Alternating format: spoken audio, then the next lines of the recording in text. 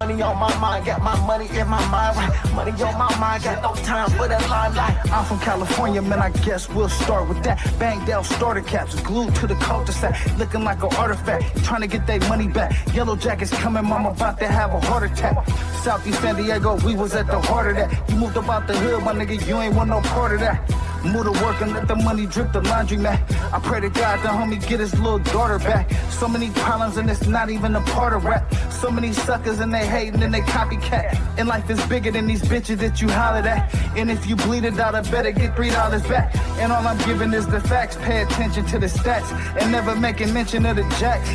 Gotta keep the money stacked, work your way through the traps. Money motivated to the max. Money on my mind, got my money in my mind, right? Money on my mind, got my money in my mind, right? Money on my mind, got my money in my mind, right? Money on my. What up? What up? We back. Welcome to the remix with Cali Dre, man. And I'm your host, Cali Dre, in the motherfucking building. You know what I mean? What's up with y'all, man? How was that Super Bowl party? You know what I mean? How was your Super Bowl Sunday, man? You know what I mean? Yeah. Let me know in the comments, man, how y'all did it. If y'all did it big, you know what I mean? If y'all just laid low, y'all kicked back, you know what I mean? The game was a little bit boring to me, man. You know what I'm saying? How y'all feel about that game too, man? You know what I'm saying? It's the remix with Cali Dre. You know what I mean?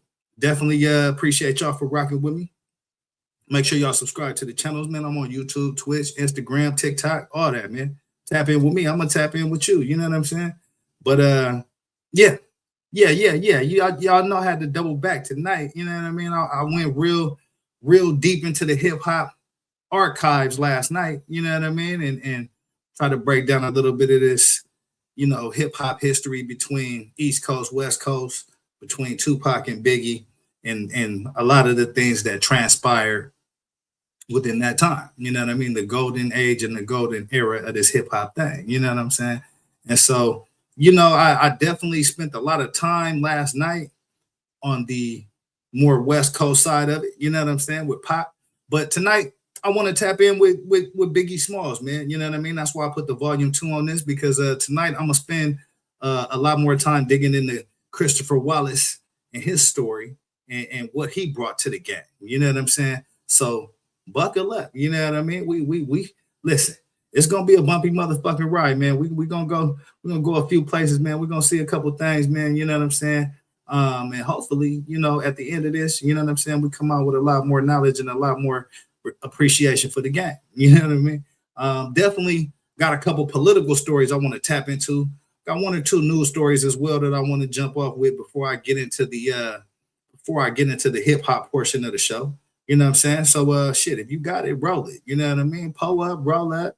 You know what I mean? Fuck with your boy, man. We finna dig deep into some of these stories, man, and get back to the volume 2 of this whole Tupac versus Biggie hip hop controversy and conversation. You know what I'm saying? Tonight I'm gonna spend a little bit more time on the Christopher Wallace side, on the Biggie Small side of it, and dig deep into who he was and, you know, how he met his demise and how that's all related to what I call one of the biggest cover-ups in the history of this motherfucking country. You know what I'm saying? So yeah, get them likes up, man. You know what I'm saying? Subscribe to the channels, man. I appreciate y'all for rocking with your boy. I'm gonna break down a couple of news stories first. You know what I'm saying? Actually, I definitely want to go politics really right out the motherfucking gate, man. So if I'm gonna go politics, man. Y'all know I gotta start this shit off the right way, man. Y'all know I gotta start this shit off the right way. You know what I mean? You know I gotta let OG get his 1-2 in. You know what I mean? I actually missed that yesterday, but I didn't really hit politics, so I didn't even push the button on OG. But tonight I got some politics shit I want to talk about. So yeah, let me let OG do his 1-2, man, and we're gonna start this motherfucking show. You know what I'm saying? It's the remix with Cali Dre. I appreciate y'all for rocking with your boy, man, and we finna get to it because that's the only way we know how to do it. You know what I'm saying?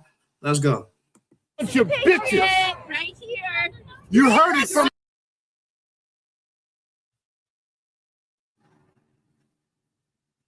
Oh shit, here we go with this AI bullshit again, bruh. Here we go with this internet bullshit. Every time OG You gets bitch. his one too. Here we go. Back. You heard it from me. White supremacists are That's right. proud people. I hope you can see through those thick-ass glasses that you fucked up. You stand there and sanction this bullshit, and they kill a woman. They're ruining businesses that have been here for generations. They're fucking up this community. You can go home safe, but no, you're here to terrorize this city. A bunch of bitches if I've ever seen a bunch. And I'm telling you to your face, and if you don't like it, fuck you. Hey, listen.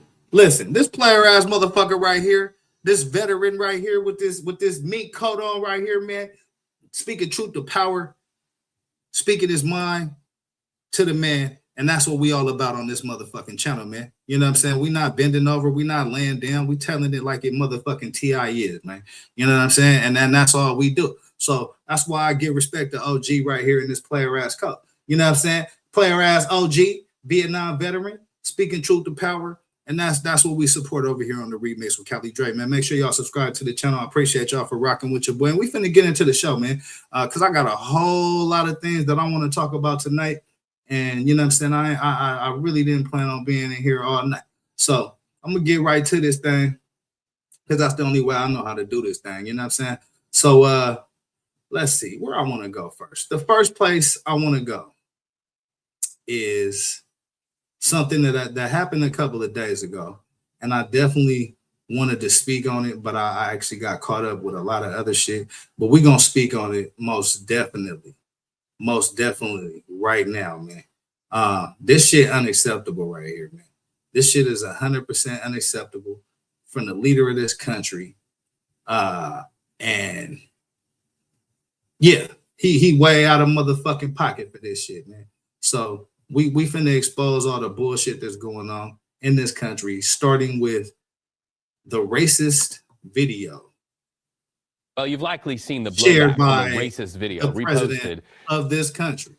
You know what I'm saying? A racist video shared by the president of this country that depicted the Obamas in a very, very unfavorable motherfucking way, man. And I have a serious problem with this shit. So we're going to run this content, man, because I didn't get to talk about this the other day, but I'm damn sure finna speak on it right now, man. So this the Remix with Cali Dre. Appreciate y'all for rocking with me. Let's check out what your president been up to in this motherfucker.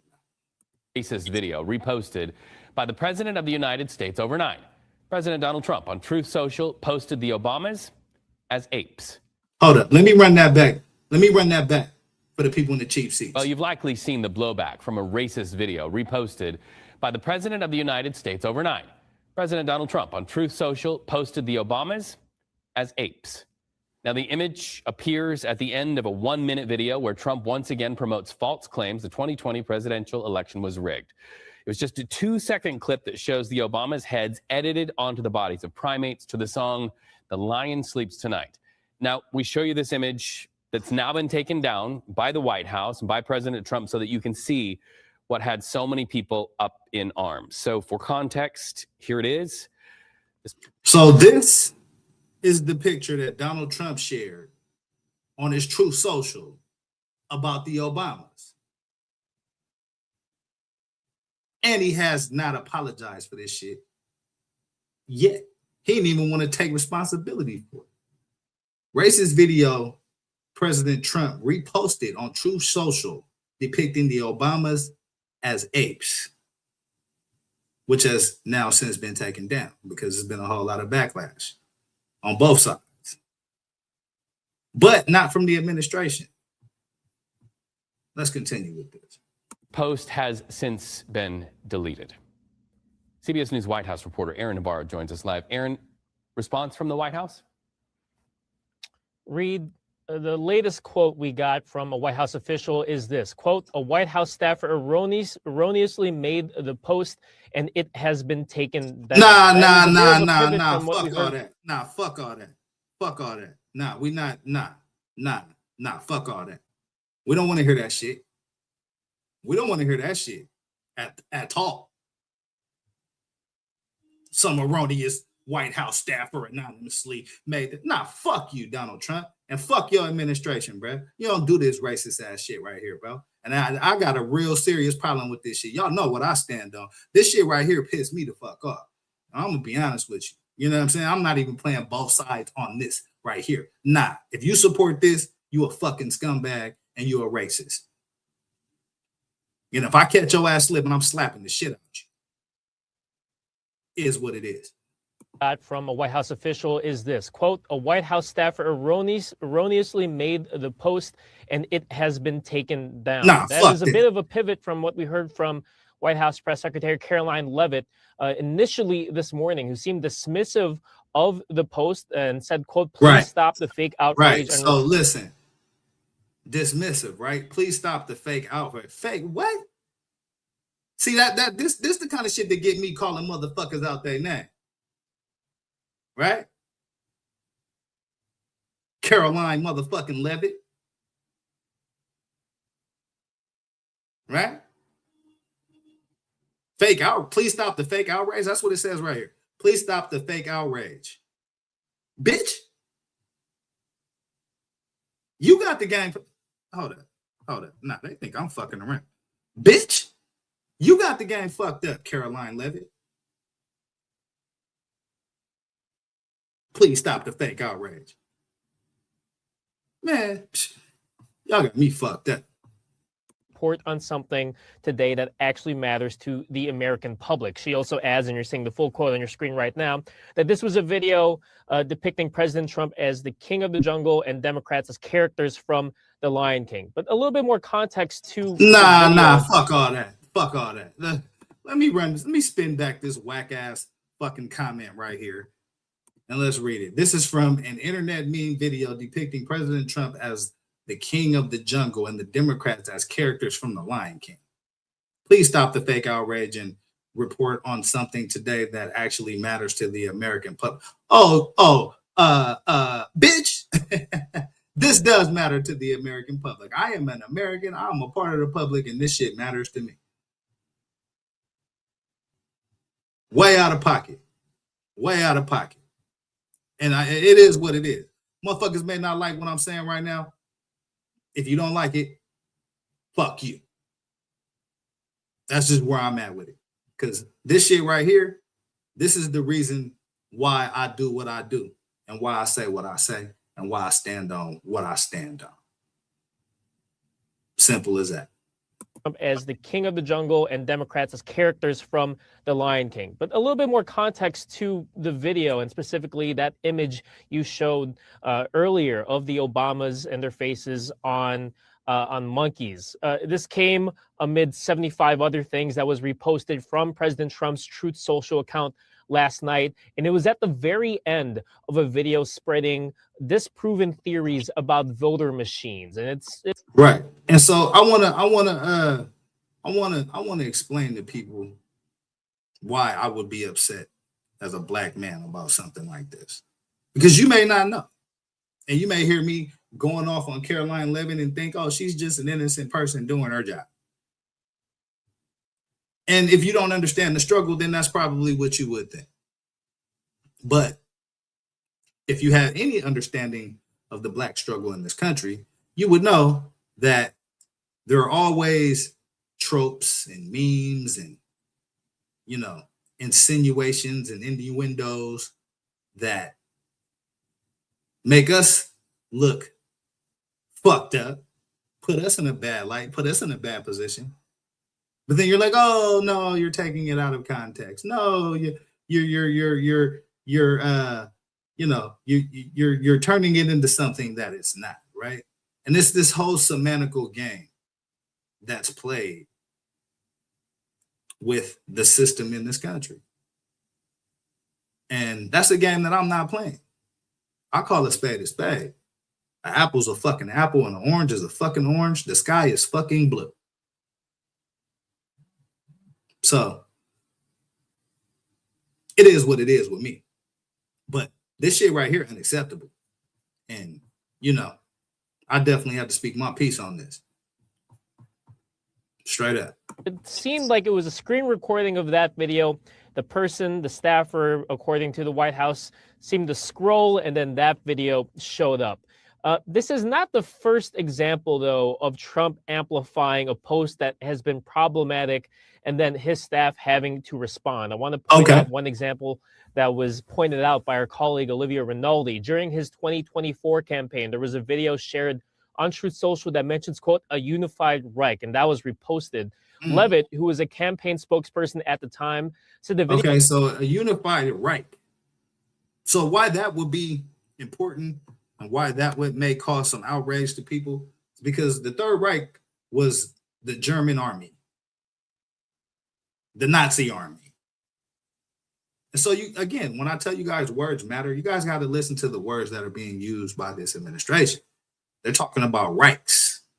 You hear anything about a Reich, that's straight out of Nazi Germany.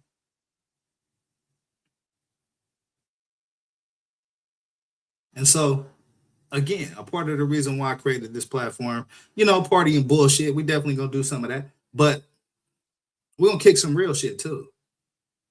And I don't like the leadership of this country for this very reason right here. And that's just what it is with me. I'm always trying to keep it fair and balanced. It's always innocent until proven guilty over here with me. But if your ass is guilty, we're going to put that fire on your ass. That's just what it is, man. Video was reposted, quote, by a junior staffer who clearly did not see the word while the president was in court. So there seems to be a pattern now of the president's staffers, of Trump's staffers, at least suggesting in comments after blowback that the president himself did not see a problematic post and that it was instead posted by someone else on his staff. Right, and that's the problem, right? If they didn't see a problematic post and nobody's scrambling to try to, you know, get in front of this or make amends, everybody's nonchalant about, oh no, you guys are overreacting. Oh no, it was just nah. I'm from an era where accepting that shit is no longer, because we already see through the bullshit on that. And I want everybody else to as well. And so, and if you disagree with me, jump in this motherfucking comment section. You know what I mean? TikTok, MAGA mongrels. You know what I mean? Hey, listen, we gonna have at it about this. If this what y'all supporting, because I ain't with that shit. Read the bottom of the screen. Please feel free to hate on me all goddamn day. You know what I'm saying? But you're not gonna disrespect me. And so that's where we at with this. Let's see what else we got on this shit, man. Well, and there's a reality on Capitol Hill, and that is that lawmakers, Republicans, want to hold control of Congress. Any reaction from lawmakers on Capitol Hill? Because the midterms, this could be something that could influence voters going into the midterms. Nah, this ain't gonna last that long. People got short memories, man. I don't even buy into that shit. Let me see what else they got on this story, man. This shit about to piss me off. Most definitely, man. Let me see what we got here. Today, there is bipartisan outrage over a racist video President Trump shared on his social media platform last night. A White House official now telling MS Now a staffer erroneously made the post, but it was 12 hours before it was taken down. We ain't buying also, that shit. I want to make clear that we would not usually show racist content, but will because the president posted it and to inform this important conversation. Think where we at, bro. Think of what she just said. They don't even play racist comments on this network. But because the president of the United States posted it, then it has to be shown. Hey, this is why I stand on what I stand on, man. Get the likes up. You can see this post. It depicts former President Barack Obama. And yeah, now this is some bullshit right here. Y'all tell me, is this some Lion King shit? Is this black man overreacting right here? Let me know in the comments. I honestly want to know your opinion. Y'all know mine.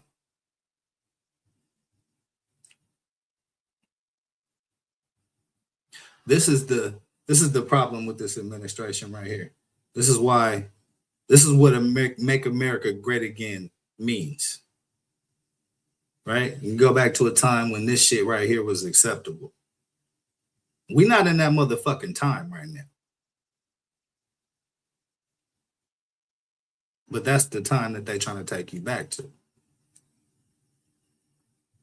So y'all got to be very, very careful when you're looking at the political landscape today and the people that are in power and people who you think may have your back, when all the while they joking about shit like this. Y'all let me know in the comments if y'all think this shit funny. Because I don't.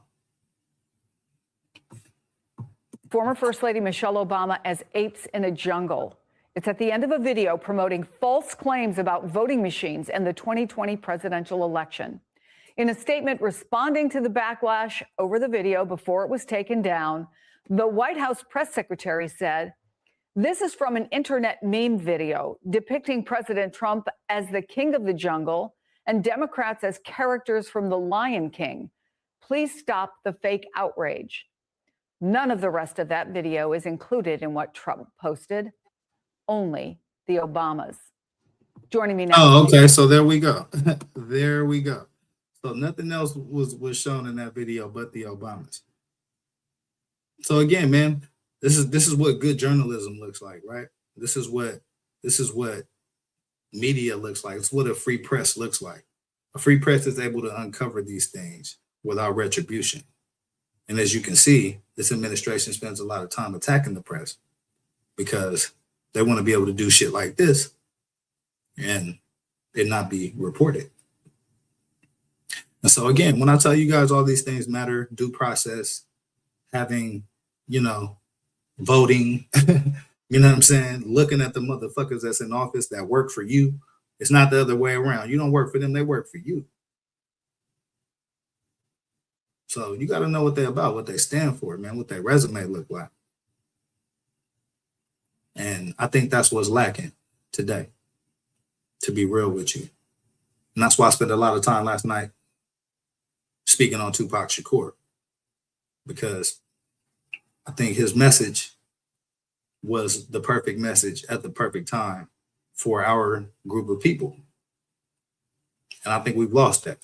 Just like I think we've lost our connection to the civil rights struggle. And, I think because you can Uber eat some shit to your house, you can DoorDash some shit to your fucking grandma's house, that life is so much better. But when the president of the United States is posting images of another former family of the White House like this, hopefully you asking yourself, what the fuck is going on?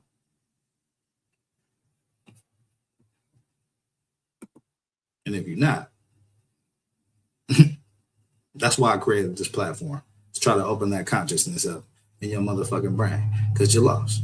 Video is included in what Trump posted, only the Obamas. Joining me now, Simone Sanders Townsend, MS Now co-host of The Weeknight and former chief spokesperson for Vice President Harris. Eugene Daniels, MS Now senior Washington correspondent and co-host of The Weekend. They are also the hosts of a brand new MS Now Hey, listen, podcast. I just want to point something out right now, right? I just want to point something out. Look at these two black people right here. Look at these two black faces right here on your screen. Do they look happy? Do they look happy to be up here talking about this shit? Nah. Not at all. Not at all. So when I tell y'all this shit matter, man, y'all gotta listen. Act. Inform yourself. Daniels, MS Now senior Washington correspondent and co-host of The Weekend. They are also the hosts of a brand new MS Now podcast, Clock It, with Simone and Eugene. Simone, as a former communications director, what do you make of the White House statement? Chris, they think we haven't seen The Lion King. There are no apes in The Lion King. There's not one ape. There's not one fucking ape in The Lion King. Not a one. There's a lion, some squirrels and shit. Ain't no fucking apes though.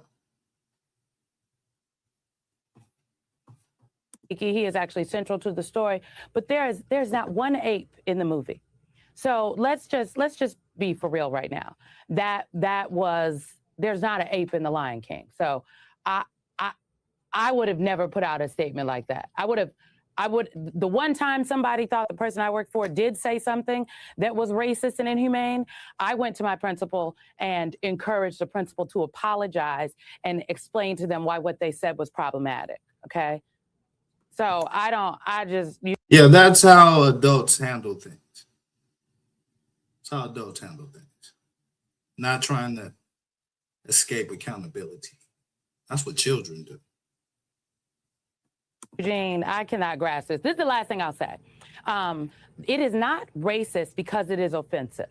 It is offensive because it is inherently racist. The trope about depicting Black people as animals goes all the way back to white Europeans looking for a justification for colonization and the enslavement of African people.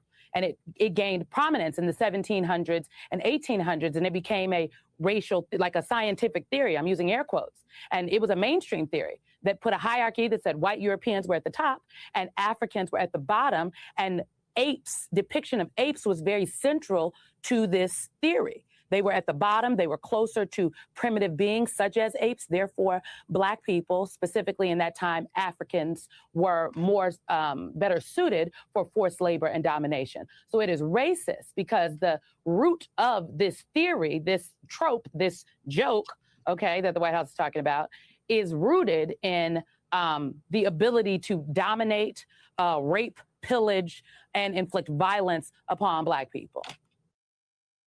That is a fact. I will say, Eugene, that this post is being condemned from both sides of the aisle, including Republican Senator Tim Scott saying it's the most racist thing he's seen out of this White House. I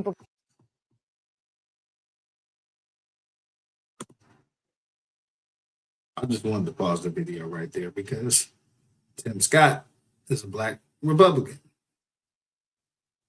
And he's saying that this is the most racist thing that he's seen out of this White House. I think I could do a whole nother show for Tim Scott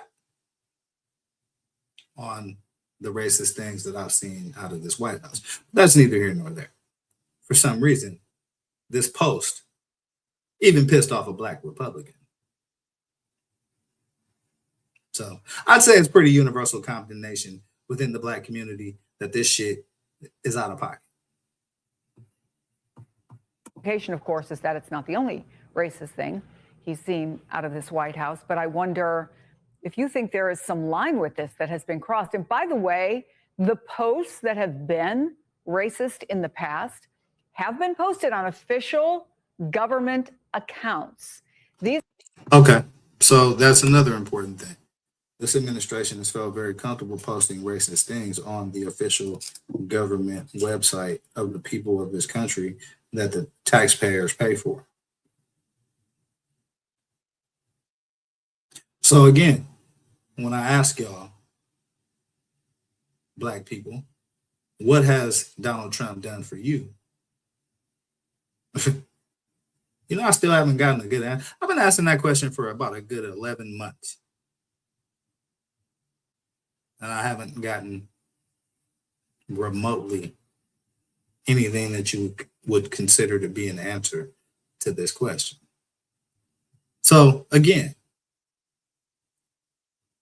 there are no apes in The Lion King. And we not stupid. Real shit. These are not individuals within the government who are posting things on their private accounts. I'm sorry, Eugene, go ahead. Yeah, this isn't people in the government posting things on their private accounts. This is the president of the United States posting a racist picture of the Obamas. He posted this on his Truth Social, but there's been other racist posts that were posted on the United States government White House website that the taxpayers pay for.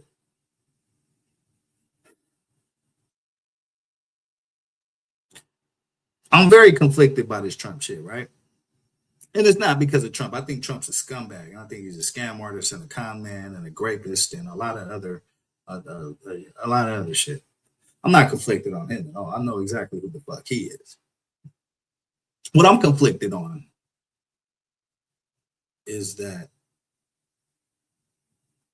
even in my outrage to this situation, in the back of my mind, I have to be honest and say, Black and brown people voted for this man.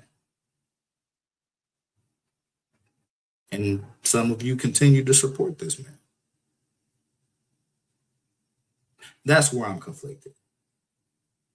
And that's part of the reason why I started this show. Hopefully, I can change some of that. Because you motherfuckers lost. And that's the fact.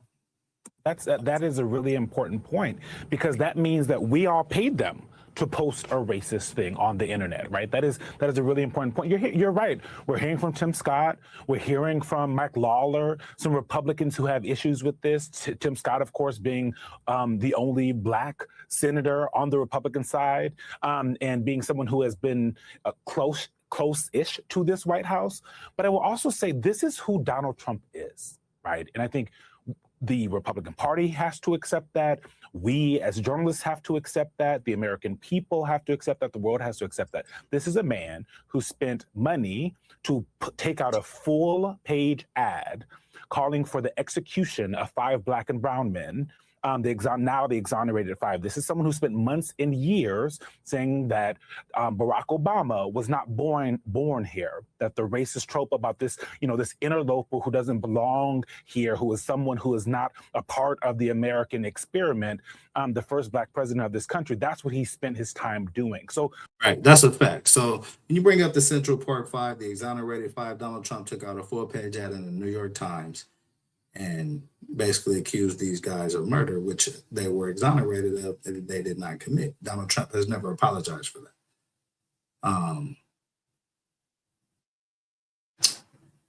So again, need I remind you guys that on election day this year, there was a little funny looking South African throwing up a Nazi sign in the White House. And what'd they say?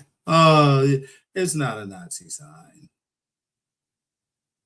So again, we have another situation with this administration where they're showing you something, but they think you're so stupid that you're not gonna know what it is, even when it's right in your face. And here's another example of that. Here's another example of that right here. And this is what I actually wanted to break to y'all yesterday, man. But I didn't get a chance to, you know what I'm saying? But I felt the need to talk about this shit today. And we ain't gonna spend a whole bunch of time on this politics shit, but this shit right here got me pissed off. And so I definitely wanted to make sure I brought it to the people. And, hopefully we can do something about it. This is the remix with Callie Dre, man. I appreciate y'all for rocking with your boy, man. Let's go. And Scott saying it's the most racist thing he's seen out of this White House. The implication, of course, is that it's not the only racist thing he's seen out of this White House. But I wonder if you think there is some line with this that has been crossed. And by the way, the posts that have been racist in the past have been posted on official government accounts. These are not individuals within the government who are posting things on their private accounts. I'm sorry, Eugene, go ahead.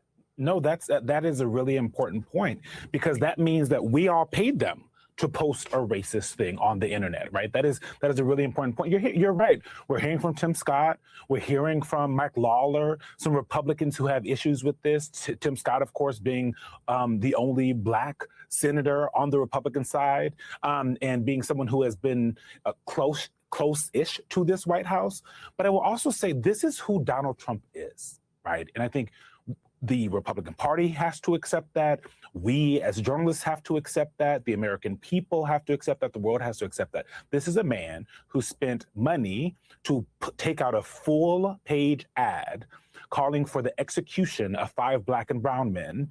Now the exonerated 5. This is someone who spent months and years saying that Barack Obama was not born here, that the racist trope about this, this interloper who doesn't belong here, who is someone who is not a part of the American experiment, the first Black president of this country, that's what he spent his time doing. So this is the idea from this White House that this was an accident, the idea that this was just a meme that was posted. This is who Donald Trump is. And even if it is true that a staffer posted it, right? Well, I think we all have a lot of questions about that. If it's true that No, there's no questions about that. Ain't no motherfucking staffer post that shit. I just want to put that on the record.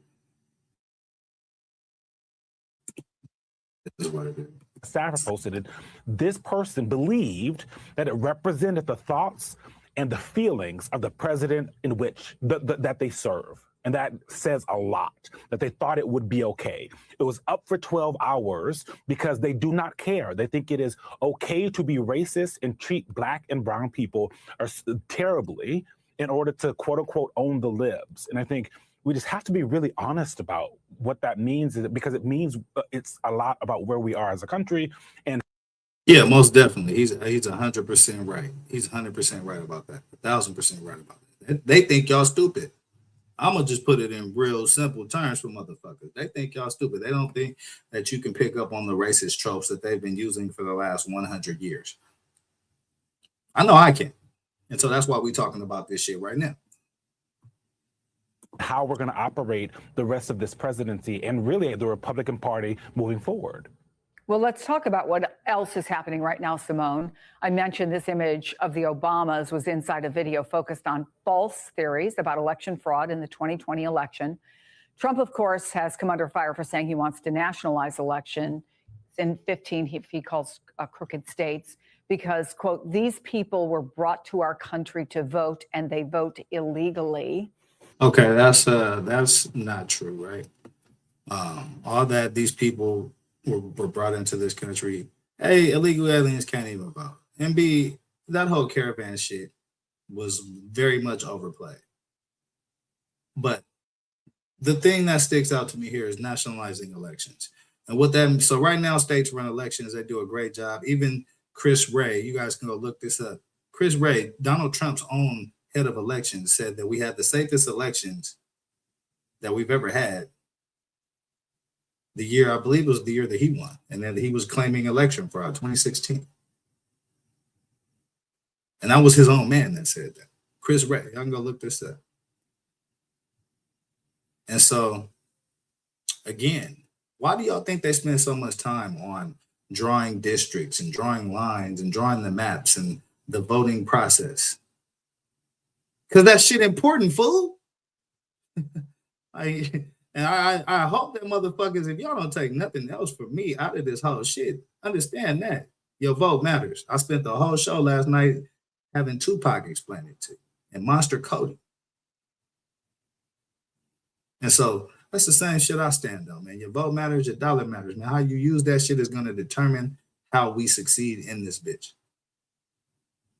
So that's why I do these shows, man, to try to bring a little bit more insight and put context and historical context and current context and street whatever the fucking kind of context I gotta use to get through to you motherfuckers that this administration don't want your Black ass here either. It's real shit. What is Donald Trump trying to accomplish here? It is this. I'm sorry, I just have to say, it's the 6th day of Black History Month. This is too much. I just think we need a do-over. You damn right, Simone. It is the 6th day of Black History. It's probably like the 9th day now. What's this? The 8th day? It's the 8th day of Black History Month now. And this is the shit that, you know what I mean? This is the month he chose to do this shit. Y'all gotta look at the disrespect for what it is, man. First of all, I do think he is trying to steal the election. And I'm not talking about manipulating votes when I say that. I think I'm talking, so let's just be clear. What I'm talking about is the actions that the president himself and the people around the president have taken. The executive. Right. Trying to nationalize elections, that means that they bring it under the federal government's power and they can control the outcome. Right now, the states, all 50 states is in Puerto Rico and Alaska and all that shit. They're responsible for their own elections, which means it's harder to cheat, right? If one person's doing it, you can strong arm that one person. You can't strong arm 50 states. And so that's why all this shit is important, man. Like, you know what I mean? And we can go spend a whole bunch more time on this politics shit, but I felt like it was a fair amount of time that needed to be spent breaking this down. The executive order that he put out about elections at the beginning of this presidency, the call to not Georgia, but to Texas last year, asking them to find him 5 more seats. That is what kicked off this mid-decade redistricting to manufacture more seats to manipulate the voters because the president does not believe that he could win as the maps currently stand. I'm talking about the election deniers that have been given roles within the Department of Homeland Security, made up roles over election integrity. One of the ways he will try to steal the election is he's asking these states for voter rolls across the country. Why do you need the voter rolls? Well, what do voter rolls contain? They contain personal information such as your social security number, names and whatnot. Potentially that could be used to target people with misinformation and disinformation. We already know from reporting that has at least 2 staffers from DOJ, according to Bloomberg reporting. A whistleblower noted that they had referred the actions up to disciplinary chains because these DOJ individuals had given sensitive information to a voter advocacy group. I highly doubt that those people were looking to elect Democrats. Right. And so there you go, man. Again, Doge spent a whole lot of time trying to get your information, voter rolls, and all this other shit, man. Why? Because it matters. That's where the power is. You know what I'm saying? And, you know, if you got the power, you can either make change, or you can make it. You know what I'm saying? And so, you know, I felt like I needed to spend a fair amount of time on that. And we did. And y'all know how I feel about this shit. Let me see. What else was I going? Another story I was going to get to. Actually, I was going to get to. Yeah, you know what? I want to speak on this real quick. Along with what else is going on in this country, January brought us some very interesting data that I wanted to cover before we get into this hip hop shit. This is the remix with Callie Dre, man. I appreciate y'all for rocking with me, man. I'm on some politics shit right now for the next couple minutes, and then I'm gonna get to this hip hop shit because I want to break down part 2 of what I was discussing last night. But before I do that, I want to break down what the January numbers is looking like for this country. And so the Challenger report is out. There's been some reporting on what in the fuck is going on with this economy. The Challenger report is out. I'm telling you, bro, like it's not a shining star. It's not a beacon of hope in this motherfucker. I'm trying to tell you. But we're gonna break this shit down, man. So U.S. companies. Wow, what happened? Hold on, give me 1 second. Oh, there we go. Okay. U.S. companies announce most January job cuts since 2009. The Challenger report is out, and it is a pretty dismal one. 108,435 job cuts announced in the month of January. That is the highest January total since 2009. As far as the numbers go, it's up 205% from December. There were 5,306 employers announcing hiring plans, and that is the lowest January total since 2009 as well. So some particularly bad news on the Challenger front. We don't usually talk about it, but sometimes lately when Challenger has come out, we've seen big market moves on the pessimism about what it might mean for the economy. Who cut the most? Well, transportation was the biggest, and that was largely due to UPS announcing 30,000 job cuts, followed by Amazon and there's 16,000. But healthcare, which is an unusual one to be in this category, was also big. The caveat, as we always mention with Challenger, is these are announcements, not actual job cuts, and some of those job cuts don't get carried out. So we'll have to see how this is reflected once we get into the jobless claims number. Okay, so that's what Challenger's reporting in January. A bunch of motherfucking job cuts. Let's see what else we got on this topic. Last month marked the worst January for job layoffs since 2009, according to a new report. So according to outplacement firm Challenger Gray & Christmas, U.S.-based employers announced more than 108,000 job cuts in January, marking an increase of 118% from the cuts announced the same time last year. Roughly 40% of last month's layoffs can be attributed solely to Amazon and UPS. The companies cut 16,000 and 30,000 jobs, respectively. The UPS cuts were tied to its ongoing wind down of its delivery arrangement with Amazon.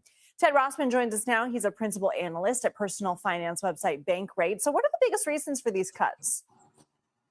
Well, there are a few things going on here. There's a lot of uncertainty that's been interjected into the market really ever since tariffs were announced last April. We haven't totally recovered from some of that shock to the economy. Businesses are in kind of wait and see mode. The artificial intelligence boom is also leading to some layoffs. I mean, in some respects, it's good that people are more productive. It's just not as good that people are losing jobs or not being hired as a result. Some of the So yeah, I'm gonna break down this whole AI shit too, man. I got a whole couple of AI shows that I'm gonna do, and we're gonna see how that shit gonna impact what's going on in the world. But AI is most definitely gonna be something that is gonna affect us all. That's for sure. sectors that have been most affected include technology, transportation, and healthcare. Let's talk more about the industries and why they're seeing the biggest cuts. Yeah, healthcare is an interesting one because that's actually also one of the areas where we're seeing the most hiring. So that's a little bit weird. We're seeing a lot of hiring and firing. There's been a lot of mergers and acquisitions and kind of shakeouts in the healthcare sector. We're generally upbeat about the future of healthcare. We have an aging population. We have a great need for healthcare workers. So that one's not as much of a concern. I would say also that in the long run, we're pretty upbeat about things like technology and transportation as well, just because we continue to live in an ever more so tech-savvy culture. Transportation, I mean, you talk about e-commerce and just how important that is. So some of this may be kind of temporary noise as there's a bit of a recalibration. We've had a weird few years in the economy, really ever going back to the pandemic. And then afterwards, we had that whole great resignation thing and everybody was switching jobs. And we're still settling back to some form of normal. I do want to ask you what. Okay. All right. So that's a little bit more optimism, although the numbers still look the same. Let's look at this, man, and see what they're talking about. The U.S. labor markets has gone from bad to worse. And before we talk about January, I want to show you this so that you have some context. Here is the amount of jobs created each month from 2022 up until the end of 2025. So take a look at how many jobs are being created in 2022 each month. 200,000 jobs, 300,000, 400,000, 500,000 jobs, 800,000 jobs. And then you take a look at 2025. And as you can see, it's weakened a lot. It actually started off pretty decent. First few months, we're adding 100,000 jobs a month. And then, I mean, as you can see, it really took a turn for the worse. In the last 7 months of 2025, 3 of those months saw job losses. In October, we saw 173,000 jobs were lost. So this was up until 2025. All right. So basically, this is the whole year, right? I'm sorry. This is 2022, 23, 24, and 25. And as you can see, job losses of job creation, I should say, has gone supremely down. And so I think I spoke on this a couple of days ago as far as the whole idea behind trickle down economics, right? If we give all these corporations a bunch of money, we hope that, they create jobs and they trickle down on our foreheads, right?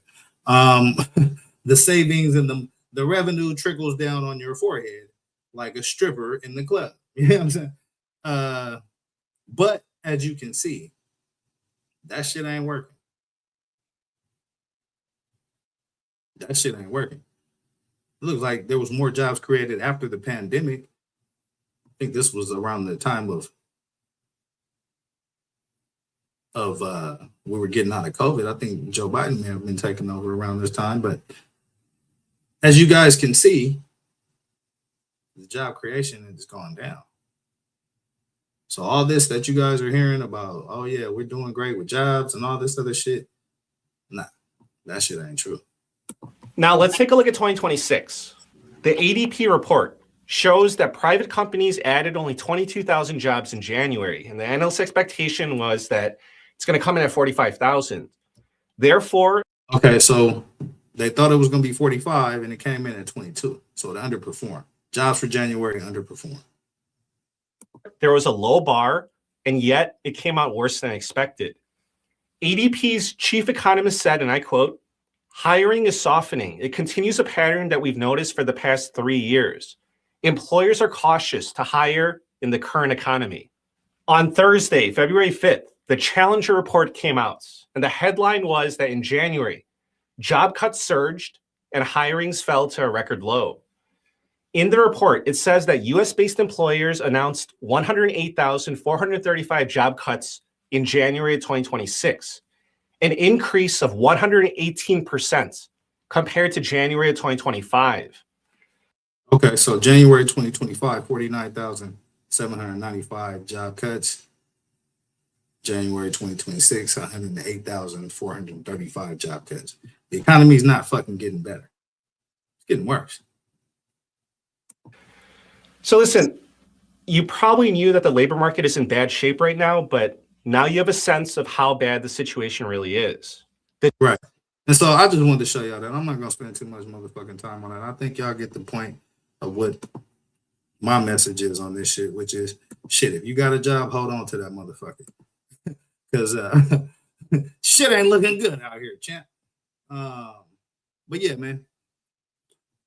Capping up all this politics shit. Only thing I can tell you, man, is if you stay ready, you ain't got to get ready, man. Keep your head on a swivel. Like Wu-Tang say, protect your motherfucking neck. And, you know, just pray we can get up out of this shit, man. Real talk. But I want to switch gears a little bit. You know what I mean? I want to get out of this politics. I want to get into the second chapter of what I was trying to do tonight, which is dive into a little bit of hip hop shit. You know what I'm saying? Because a lot of people enjoyed the conversation that we had last night. I actually enjoyed it a lot too. You know what I mean? And so I was thinking about today. I wanted to do anything on that, and it kind of came to me that, you know, I spent a lot of time on Pac last night, and I didn't really get a chance to highlight the Notorious Big and his legacy and the things that he accomplished the way that I wanted to. And so I'm gonna spend a little bit of time doing that tonight, and I may actually break into the documentary that I've been thinking about breaking down, which kind of explains and lays out the most detail that I've been able to find as to what happened to these two amazing artists, Tupac Shakur and the Notorious Big Biggie Small. And so with that, you know what I mean? Let's switch gears a little bit and let's jump into this hip hop shit. You know what I'm saying? I'm finna jump into this hip hop shit real quick. It's the remix with Cali Dre, man. I appreciate y'all for rocking with your boy. You know what I mean? We're finna tap in on the East Coast. Check out one of the legendary East Coast players. You know what I mean? Notorious B.I.G., man. Get the likes up. Salute to everybody that's rocking with your boy, man. Let's get it. Oh, shit. You know what? Damn, this shit got music in here. I gotta turn it down. I can't play this part. I may have to skip this part. Hold up. Because I forgot this shit got a little music. Okay, there we go. Let me see. They might let me get that shit.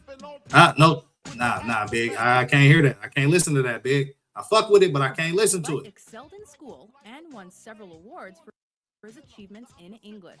Due to his stature, damn, I might not even be able to play this video. Hold up. Let me see how much this music is playing. Unfortunately, because they definitely hit me with a little copyright joint yesterday. Even though I'm not monetized, so I don't know if that shit even really matter. But I don't want to be fucking around with this shit. Here, hold up. Let me see if I can find another video that don't got as much music in it, man. Give me 1 second, man. This the remix with Cali Dre, man. I appreciate y'all for rocking with your boy. I need to find another video real quick that don't have as much music in it. You know what I'm saying? Because they most definitely gonna hit your boy with that copyright shit.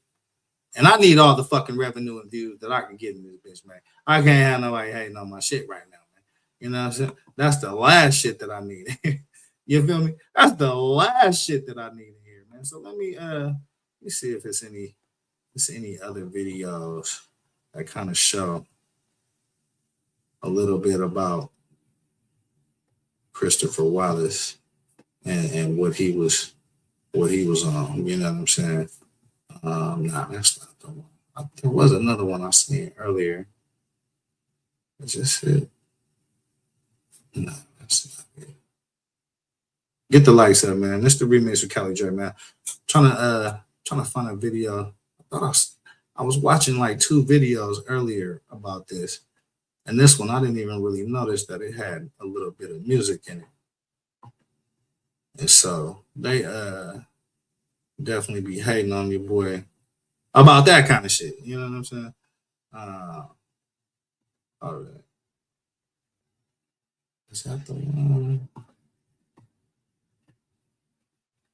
Here, you know what? I might just play this other video.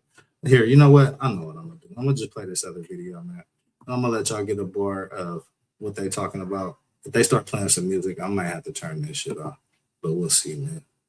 Grandparents, his mother, Valletta Wallace, was a preschool teacher, while his father, George Latour. Yeah, see, this one got music in it too. But okay. So I may not be able to break down this Christopher Wallace, like the beginning of his life part, like I wanted to. But it's another video I want to show y'all that get to like a little bit later in his timeline. You know what I'm saying? Tupac and Biggie's death shocked.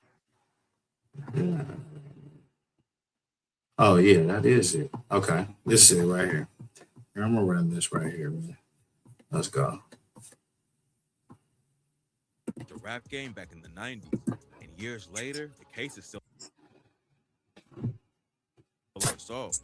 Today, we're breaking down the crazy theories about who took out the greatest rappers of all time. Before we dive into who killed Biggie and Pac, we have to take a look at how they went from being homies to sparking the biggest war in rap history. Tupac was already popping off back in '93, while Biggie was just getting started. Even though the East versus West Coast war is over now, there's still some tension. But back then, there weren't any issues. Biggie flew out to LA and asked a dope dealer to introduce him to Pac. And when Big rolled up to the spot, Pac was playing his first hit, Party and Bullshit. There was already a lot of respect between them, and they ended up getting tight super fast. They would hit the stage together in New York, and Big would even crash on Pac's couch when he was in LA. Before Biggie started his Junior Mafia crew, Pac allegedly wanted him to join his Thug Life collective. Biggie turned him down to make his own lane, but at one point he actually asked Pac to become his manager. Biggie and Pac could have taken over the entire game together, but then everything changed after Pac was shot in New York. In '94, Pac went to Quad Studios to meet Biggie and Diddy to record a feature for a dude named Lil Sean. Lil Sean's manager was a dude named Jimmy Henchman, and Biggie knew being around him would cause drama. He warned Pac to stay away from Henchman, but Pac didn't listen, and what happened next is what made everything fall apart. According to a dude named Dexter Isaac, Henchman paid him $2K to rob Tupac that night at Quad Studios.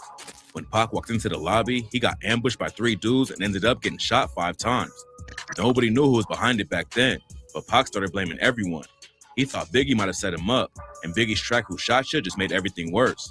Big denied that the track was about Pac, but that didn't stop Pac from taking it personally.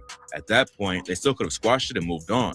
All they needed was a conversation to clear everything up, but then Suge Knight got involved, and there was no going back. Yeah, most definitely, man. You know, that gives y'all a little bit of breakdown. Let me check this other video out real quick. They give y'all a little bit of breakdown on what was going on at that time. On March 9th, 1997, East Coast's most dominant rap artist, Notorious B.I.G., also known as Biggie Smalls, was shot dead in Los Angeles. In this episode, we're going to explain what happened, who stands behind Biggie's murder, and why no one got charged.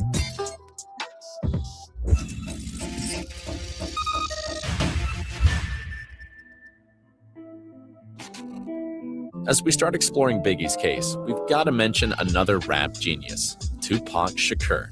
Biggie and Tupac were the two reigning kings of the rap empire, which was the United States in the mid-1990s. Biggie ruled on the East Coast, while Tupac was the undisputed champ of the West Coast. Those two had been good friends for a few years, until Suge Knight and Puff Daddy, owners of the two competing record labels representing Tupac and Biggie, started arguably the most violent rivalry in music history, the rivalry of East Coast versus West Coast hip-hop. In just a few years, Suge and Puff went from talking trash about each other to going after each other's lives, or the lives of those who mattered most. The blood spill was inevitable. On September 13th, 1996, Tupac died from the gun wounds he received in a drive-by shooting in Las Vegas. Biggie Smalls would die just 6 months after Tupac.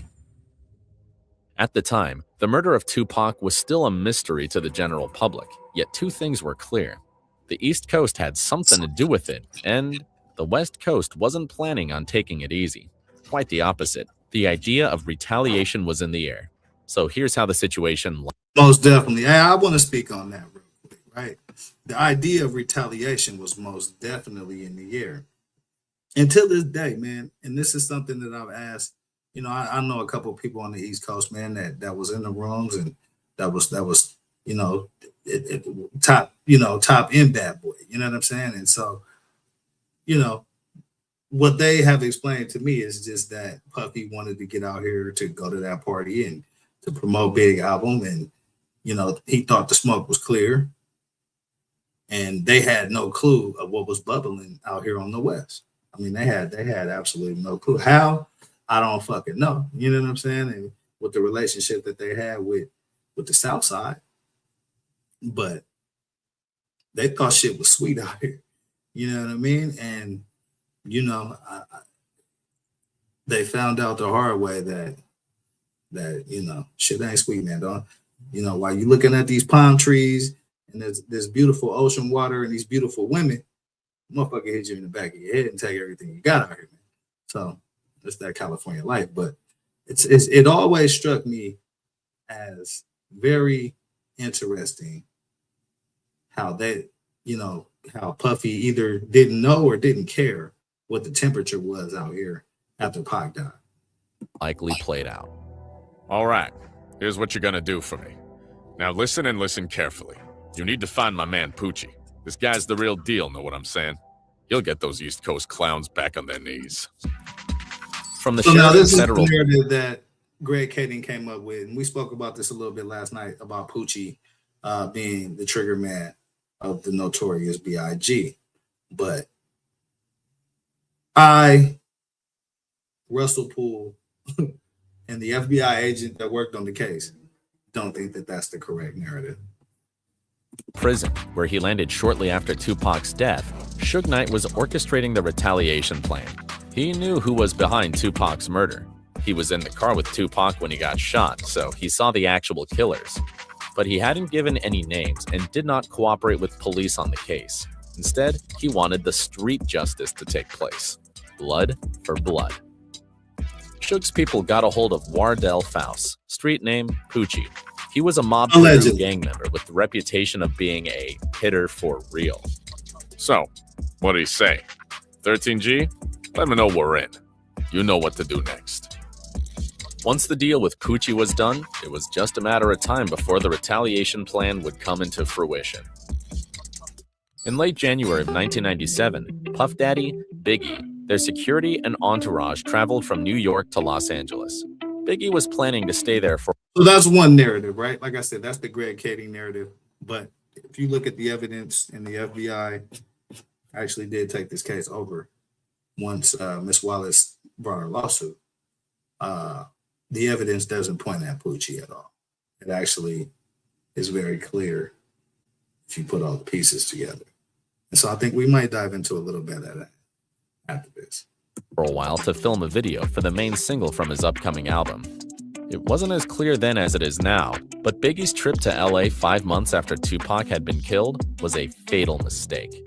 The beef between the East and West Coast was still on. On March 8th, instead of getting on a plane and flying to London to promote his upcoming album, Biggie decided to stick around for the Vibe Party, which was held that night at the Peterson Automotive Museum in the heart of Los Angeles. Hey, Gene, got some intel for you, brother. Some boys in the hood said they're gonna come get you. Know what I'm saying? Gene, they're gonna come get you at the party tonight. Shit. Yo, Puff, there's something I gotta tell you. Gene Deal, head of security for Puff, was informed that something was up. He told his boss about it, but this information wasn't taken seriously. By that point, Yeah, that part is true, man. Gene Deal definitely speaks on that. He says that he got a few calls saying that it was going to be up and they was going to try to get them boys while they was out here in LA. And Gene Deal says that he told Puff and kind of made a big deal about it. And Puff told him basically, if you don't want to go, don't go. But, Gene, plays it that, he had to do his job and he felt like he needed to do his job. And so he went and did his job. And, but yeah, so I think that part of this is very much true. they had spent almost 2 months in LA, and everything seemed so chill that both Puff and Biggie got the false sense of security. Little did they know that the rumors were indeed true. At midnight on March 8th, the Vibe Party was at full swing. Celebrities, music, and, the usual party stuff. But 30 minutes later, the fire department had to shut it down as the festivities were getting a little out of control. The next stop for the boys was the after party at Steve Stout's house in Beverly Hills.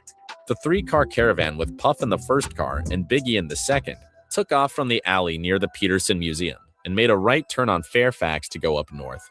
While Big's making himself comfortable on the front passenger seat, Poochie's getting ready for action. He's in a black Chevy Impala, parked strategically. I don't think that was Poochie, and I'm going to actually show y'all a bunch of evidence why it wasn't not Poochie. But we're going to let this run. Along the curb on Fairfax. He only needs one chance. What was so strategic about the position of that car? Well, he didn't know exactly where Puff and Biggie were going. He knew that from the alley they need to go on Fairfax, but they could have gone north or south. He figured that from this position he would be able to see either one of those maneuvers and follow their lead. So the caravan makes the right turn. Less than half of a block ahead of them is a flashing red light. Puffy's car blows past the light, but Big's car remains at the intersection. Here's the chance Poochie was waiting for. He pulls away from the curb, stops right next to Big's car, and fires 5 shots. The black Impala makes the right turn on Wilshire. It takes a minute for those in the car to realize what just happened and that Biggie got hurt. Obviously, everyone's in shock, and no one had seen the face of the shooter. The chase undertaken by Puff's security team. Now that's what's key. Nobody's seen the face of the shooter, and that I don't know if it's 100% true, but because I believe Little C's was able to get a composite of the shooter, and also Gene Deal says that he saw Amir Muhammad lurking around, trying to press up on Puff's vehicle. And I say Puff, and you guys think Big is the one that got shot. But I'm going to just drop this gem on y'all, right? The shooting that night, according to the FBI, was not intended for the notorious Biggie Smalls. The shooting that night, according to the FBI officer that worked on the case, was intended for Sean Puffy Combs. Ended up nowhere, as the Impala quickly disappeared and was never to be seen again. Biggie was rushed to the nearby Cedars-Sinai Medical Center. But despite the quick medical attention, the 4 bullets had already done their fatal damage. Biggie Smalls was pronounced dead at 1:15 a.m. on March 9th. He was 24 years old. We already covered Tupac's death story in one of the previous episodes, but look just how similar these stories are. Late night, 2 cards, drive-by shooting, amazing. And similar to Tupac's case, the murder of Biggie Smalls is officially unsolved. As for the killer, Poochie was shot and killed in 2003 in Compton as he was riding his motorcycle. So, again, this film is showing you that Poochie is the killer. That's the Greg Kading narrative. But Greg Kading is a very much discredited officer and was installed into this narrative to stop Mrs. Wallace's lawsuit, which would have bankrupted the city, which was about, I think, $400 or $500 million. And so I want you all to keep all this in mind as I break this next section of videos down, right? Let me see, does this one have music on it? Hold on, let me check and see if this has music. Drug dealers anonymous. Trap, my mom just snapped my. Check it out, it's Notorious B.I.G. Chillin', you know what I mean? Oh, what's up? It's video music box. DJ Robert Davis, right? What's up, man? Look in the sky and wonder why most MCs alibis won't comply with my style of rhyme or rhyming or rap. It's not a trap. My rhyme just snapped miles and miles for a while. My rhymes are once in a pie. Now I put them on fire. Hey. This is Notorious B.I.G. I spent a lot of time on Pac last night, so I wanted to get some time into the Notorious Big. Hopefully this don't got no music. If it do got some music, I can't run it. So we're gonna run as much of this as I can, and then I'm gonna start breaking down what I believe happened to these two young brothers. Don't leave your girl around me, true player for real. Ask Puff Dad D. Hold up. I may have to skip through this. Let me see. 2 years old, Biggie started music all the way through this. Despite being Yeah, see, I'm not even gonna be able to play this, man. Blue Funk. I'm not gonna be able to play this. That's fine. Because at the end of the day, you know what I mean? If you didn't follow the story, kind of got an idea of what Biggie was on. And today we're taking a look at Yeah, see these. I'm gonna find a video that speaks about his life that doesn't have all this music in it. You know what I'm saying? Because I ain't trying to get with the copyright shit. I need these motherfucking views, man. You're doing this shit for free. But basically, man, I've been wanting to break down these videos about what actually happened to these two young men.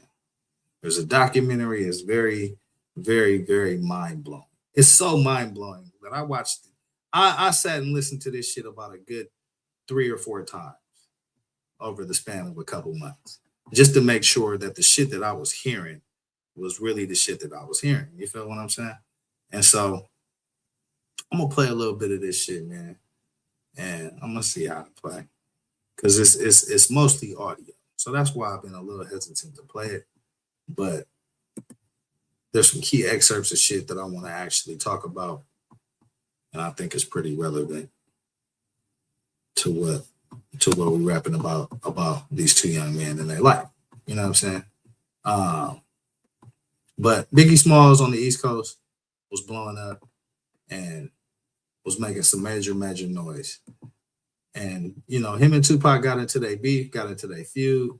And, you know, actually Pac was really pressing. If you look at a lot of the interviews that Big did, you know, he wasn't really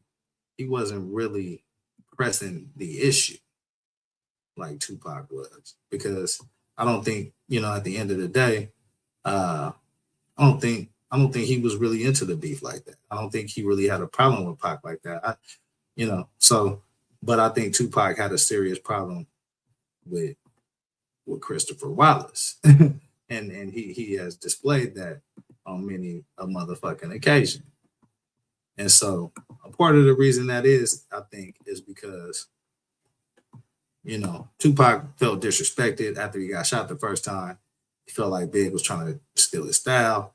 And so I want to give y'all, let's look at this. Let's look at Big's last interview. I want to watch his last interview on Rap City, and then I'm going to get into what I think happened in this situation and what the facts show happened in this situation, man. Just a remix with Cali Dre, man. I appreciate y'all for rocking with me. We're going to watch Big's last interview and get a little bit of Biggie Smalls chopping it up without all this music and shit. Hey, it's the Rap City thing here live with my man, Biggie Smalls, Notorious B.I.G. What's up, dog? We're going to run it, fella. What's happening? We finally get to sit here and kick it on my jump. It's my man right here too. All love. Stay bumping heads. Let's get right into it. I need to get right into it. It's all kinds of stuff, all kinds of questions I got. First, let's get onto this album. It's 1997. Hip hop is popping. Lovely. You're one of the major players in this thing. What are you coming with now? Well, I got the Life After Death double CD dropping March 25th. And I just want my spot back, you know. I chilled, came out with the Ready to Die. Everybody was feeling it, you know what I'm saying? And I rested for 2 years, worked on the Junior Mafia, Lil Kim. Now it's time for me to come do my thing, you know. True indeed. And with this album, you have hooked up with a lot of people, and I bring that point up because of all of the territorial stuff that was going on. Mm-hmm. You done hooked up with 40. You hooked up with the Bone, with Short. You hooked up with everybody. Mm-hmm. Are you making a statement? I just wanted this. Actually, before you get started, the 40 thing didn't come out. You know what I'm saying? Because he had a lot of pride. You know, his hands is filled with his water. You know, so he had to do his thing. But I just wanted to just. Well, there's an interesting show the story, man, you know? about E40 and Biggie Smalls, man. And the story goes like this. I think 40 had been hearing some. I think what it stemmed from was, and E40 spoke on this. He said Biggie Smalls gave an interview, and they asked him, I believe, either what he thought about E40 or something to that effect. And he was like, the response that Big gave was some shit that 40 felt was a little disrespectful. And so 40 ends up allegedly booking Biggie somewhere out in the back. And when Big and them get there, it's a club just full of niggas, I believe, or the club was like empty or something like that. And so they go on stage to perform, and niggas start throwing quarters and shit, right? And so I guess they hit him up, get him in the back, make a call. It's 40 on the other end of the phone. And he basically saying, like, yeah, I heard that shit you were saying, and whoop, and had them niggas really, really hemmed up. So I think E40 speaks on that, man. Y'all can go look that up, man. But it's a very, very interesting story behind E40 and Biggie Smalls.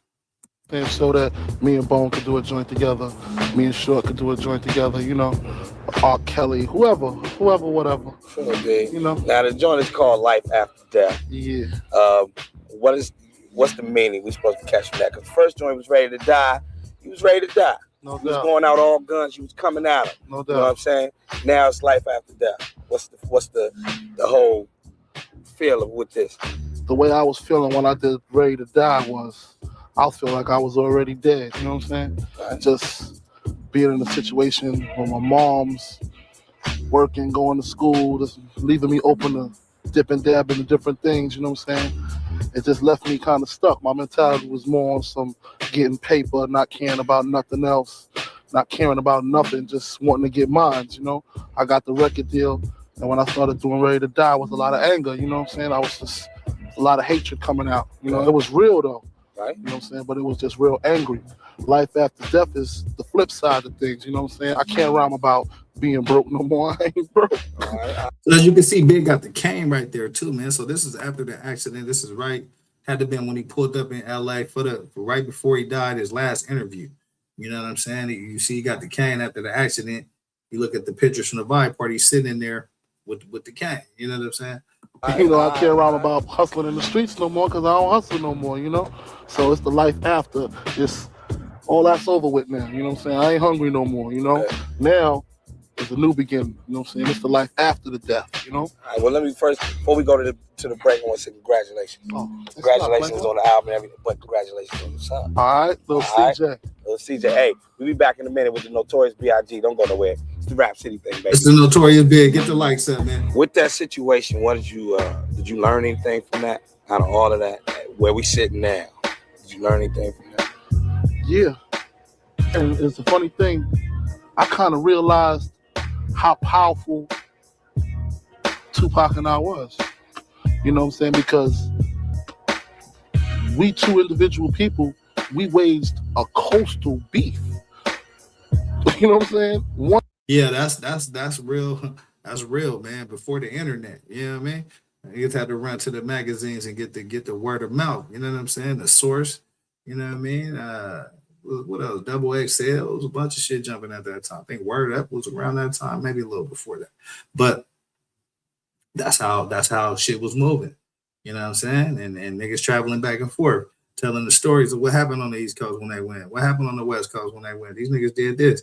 You know, that they shot up Snoop Dogg trailer when they went out there. You know, so this is all pre-internet. That's why, to me, this will always be the golden era of hip hop to me, right? And that's why I give respect to all the pre-internet entertainers and musicians and rappers, because you had to really be on your grind back then. You had to go hand to hand. You had to be a politician. You know what I'm saying? Shaking hands, kissing baby, running around the map. You know what I'm saying? Putting letting your personality shine and your character shine. You know what I mean?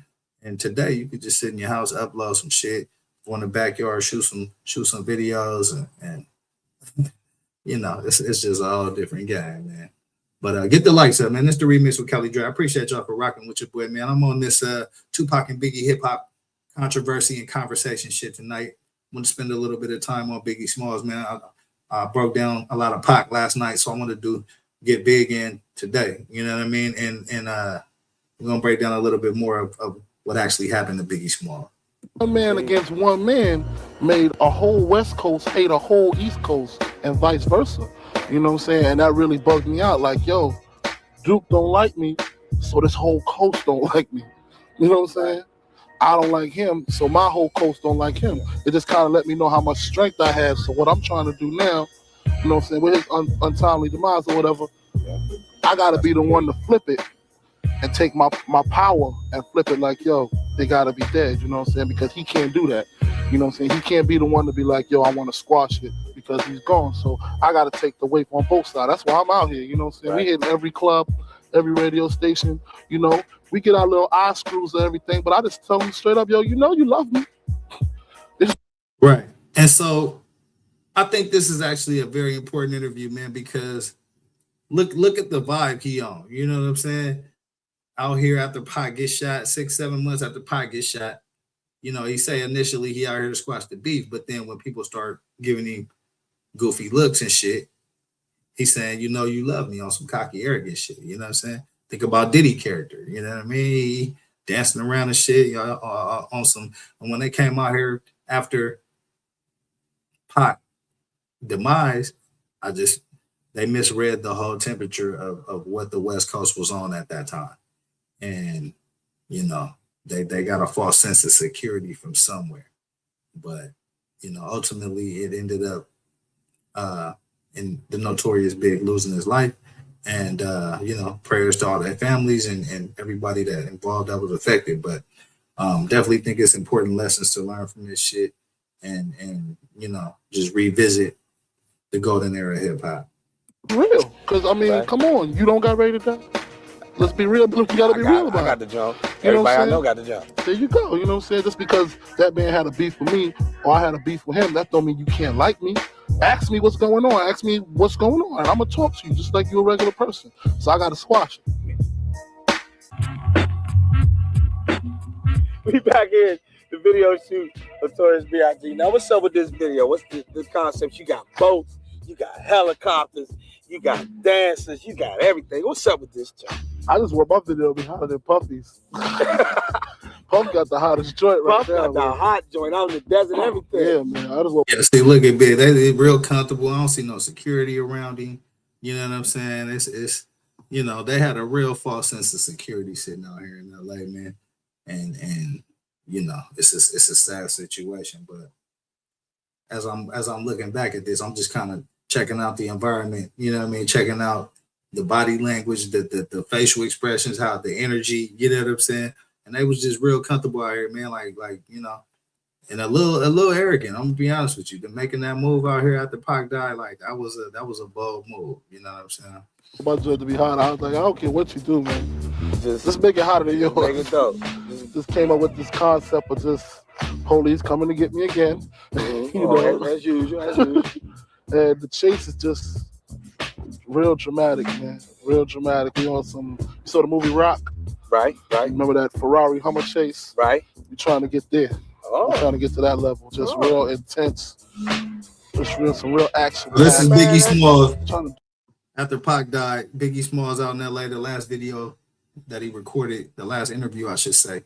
And they on the video shoot, A Life After Death, and kind of giving his opinion on where he at, what his mind state is at this time, after Pac has passed away.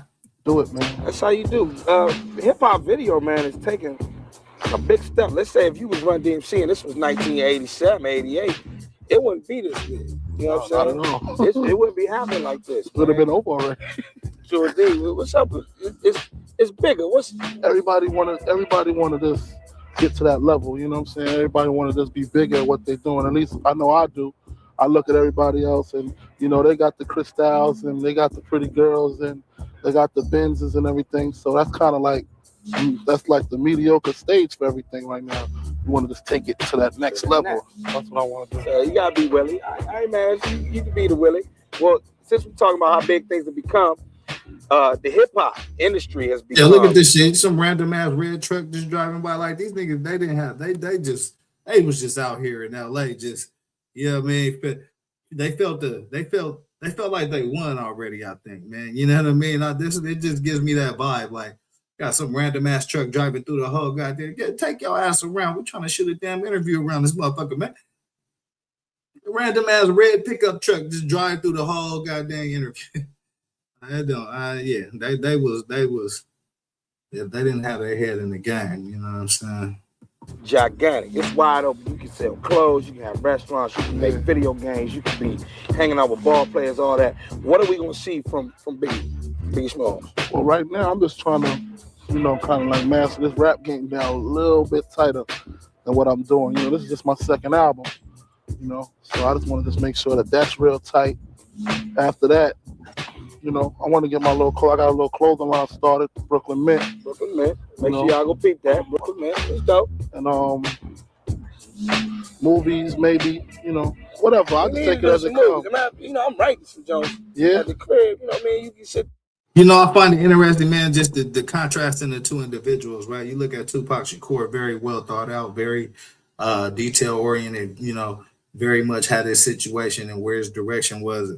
He had his shit plotted out to a, you know, very, very, you know, the next level. As you see, he dropped a bunch of albums after he passed away. A bunch of albums came out. About 6, 8, 9, 10 of the motherfuckers came out. I mean, Pac was working, you know what I'm saying?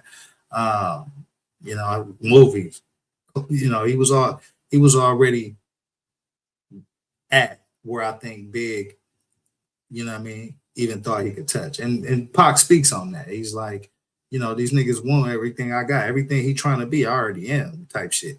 And so you could just, you know, as I look back a little older now and I'm looking back at this shit, it's just like, damn, you could see the contrast between the two individuals. And you know, Biggie was not ready he wasn't ready to handle Tupac and everything that he brought to this hip hop, you know, conflict that they was having, you know what I'm saying? In my opinion, you feel me? You can fit me up in there? Oh, definitely. Definitely. Still a legend. Big still a legend. You know what I'm saying? Me and you, take on the world. Joe Claire Biggie straight, take on the world. We can do that.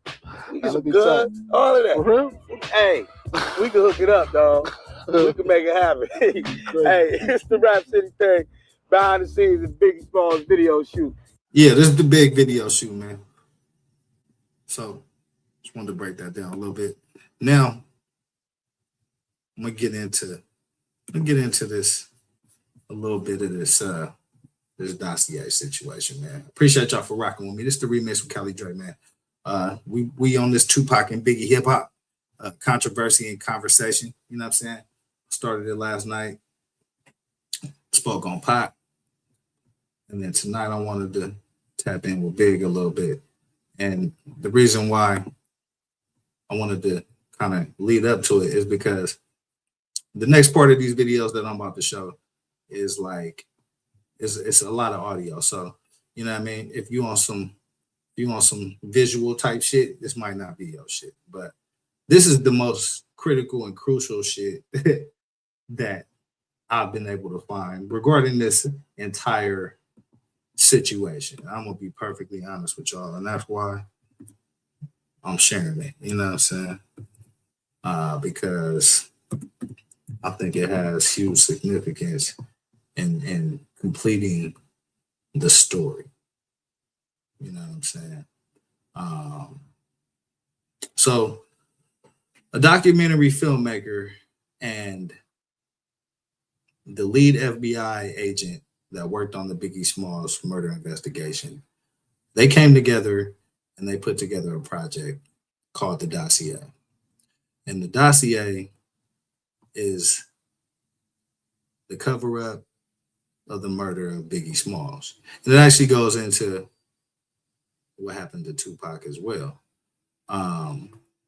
But I wanted to break down a little bit of this because there are just a lot of gems in this whole shit. And the fact that the only thing, like I said, that I'm disappointed with in this series is the fact that they didn't add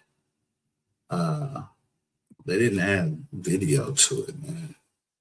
So I'm gonna check it out. I'm gonna try to read it and see how I feel about it. But most definitely something that I recommend if y'all got some spare time. If this is a subject that y'all are interested in, I want to know the real about what happened to Biggie Smalls. We're gonna most definitely cover it, and you can watch it on your own. It's called the Dossier, cover up of the murder of Biggie Smalls. You know what I'm saying?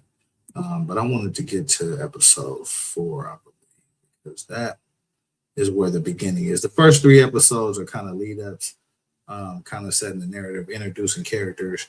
And so I may actually run some of that at some point. But right now, I kind of want to start it kind of with where it's actually the wheels are spinning and it's already going. You know what I'm saying? Because there's a lot of good information as to what happened to the Notorious Big. Now, like I said, there's been a bunch of narratives out there. The Greg Kading narrative says Poochie was the shooter, but Greg Kading's court history as far as him, getting cases thrown out, and the fact that WAC 100 has him on speed dial just makes me a little bit uncomfortable about what he presents. Now, I think there was some truth to the murder rap as far as the Keefe D angle and his role in the Tupac assassination. You know what I'm saying? And I think that that was very much relevant. But the Poochie angle is the angle where the Dossier actually challenges, and it does a pretty damn good job of challenging it. Actually, I mean, it's pretty impactful. Like I said, I watched this shit. It's 2 seasons. It's about 40 episodes. It's hella content if I really want to break this shit down. But I'm trying to just pull out the interesting parts of it and the shit that'll make sense to most of the people. But this shit is very it's very, very mind blowing, man. The level of a cover up that actually took place because of the East Coast West Coast beef, because of Death Row, and yeah, this shit's fucking mind blowing, man. So we're gonna break into a little bit of this, man. Let me see if this shit'll play real quick. Yeah, there we go. Okay, here, let me play this, man. Let me play this.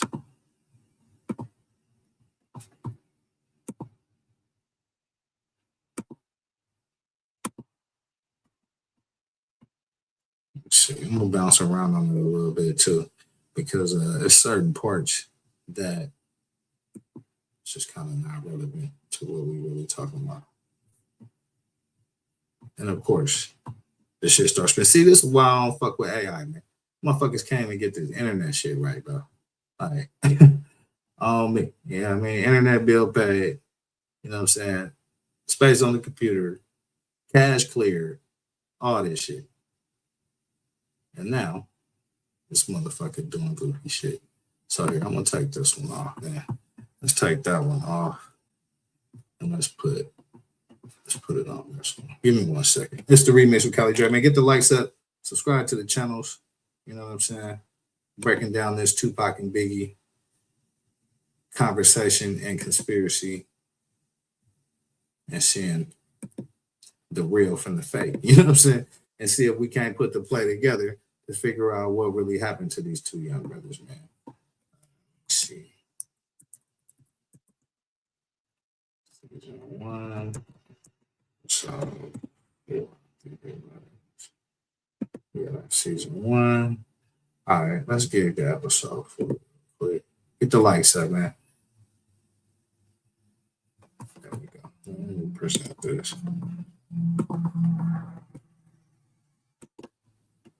Trust me, when y'all hear some of this, y'all, it's gonna blow y'all mind, man. If y'all,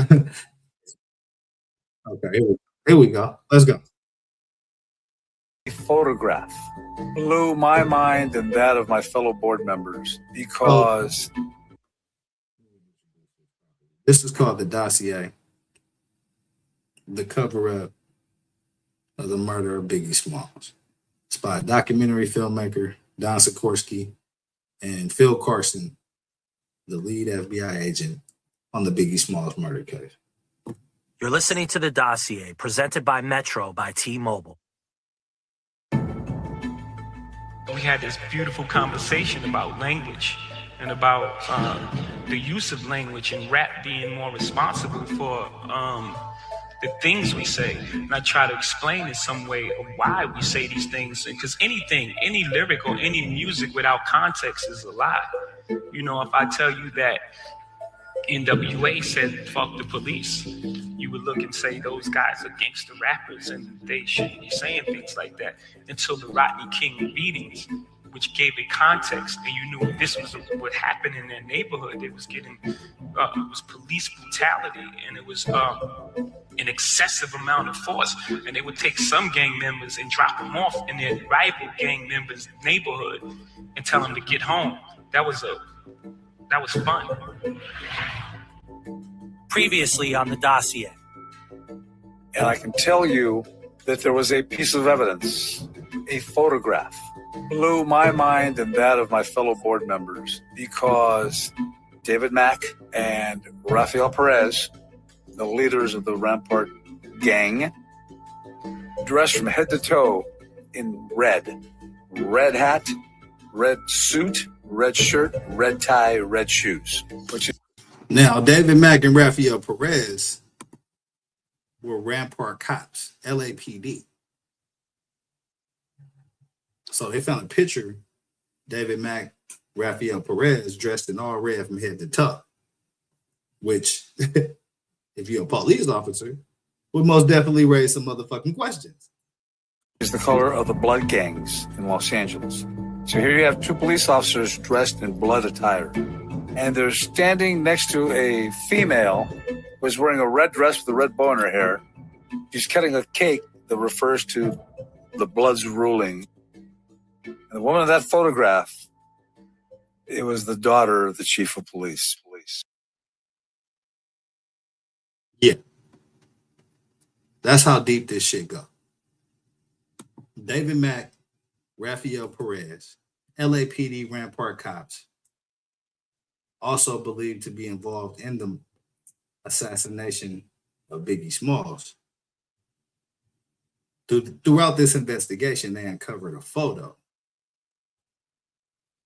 of David Mack, LAPD officer, Rampart cop, Rafael Perez, LAPD officer, Rampart cop. And in the middle of that photo, as they're cutting the cake, is the chief of police's daughter. That's how deep this shit go, man. Neighborhood and tell them to get home. That was It gets deeper, most definitely. But that shows you just the tip of the iceberg. What kind of shit was going on around this time in Los Angeles, California, man. That was fun. Previously on The Dossier. And I can tell you that there was a piece of evidence, a photograph blew my mind and that of my fellow board members because David Mack and Rafael Perez, the leaders of the Rampart gang, dressed from head to toe in red. Red hat, red suit, red shirt, red tie, red shoes, which is the color of the blood gangs in Los Angeles. So here you have two police officers dressed in blood attire. And they're standing next to a female who is wearing a red dress with a red bow in her hair. She's cutting a cake that refers to the Bloods ruling. And the woman in that photograph, it was the daughter of the chief of police.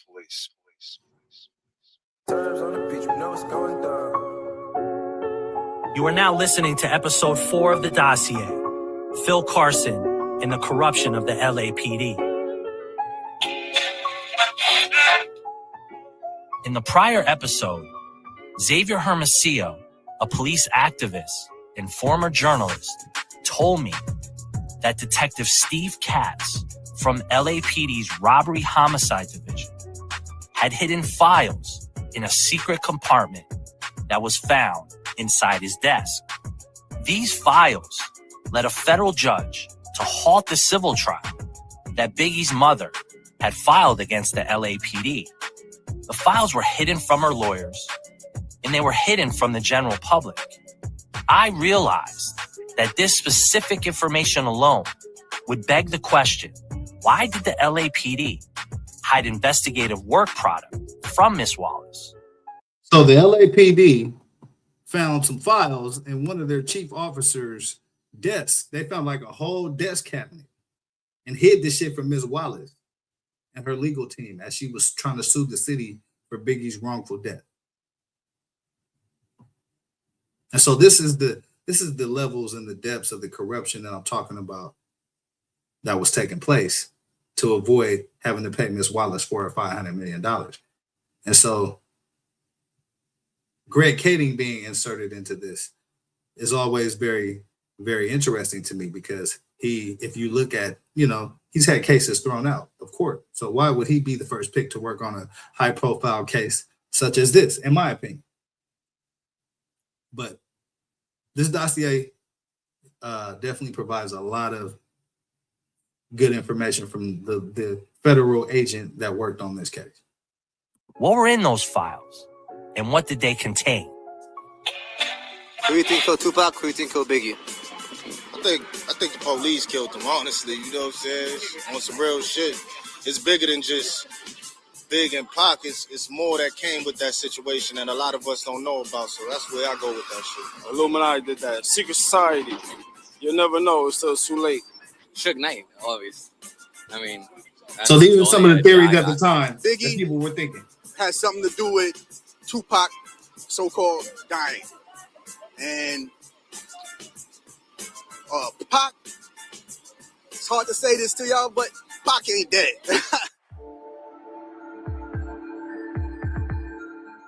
The interesting component of having Phil to talk to is that with the information that he was giving me and his story, I now had more pieces of the puzzle that I didn't find on my own. Phil was an oracle because he had the resources of the federal government and the FBI to be able to dive deep into the Biggie case. Each time I talked to Phil, it was like unpacking years of information that he kept under wraps until he could retire from the FBI. My name is Phil Carson. I was an FBI agent in the LA field office for just over 20 years. Take me back to the night that you're sitting at home and you happen to catch a documentary. It must have been the VH1 documentary. Yeah, I'm in my room. I'm just kind of channel surfing. I come across on VH1 this documentary on Biggie Smalls. And to be honest with you, I didn't know who Biggie Smalls was at the time. And, I'm seeing, you got the police, you've got, they're showing all this music. Okay, so this is Phil Carson, the FBI agent that worked on the Biggie Smalls murder case. And he's been interviewed by Don Sikorsky, who is a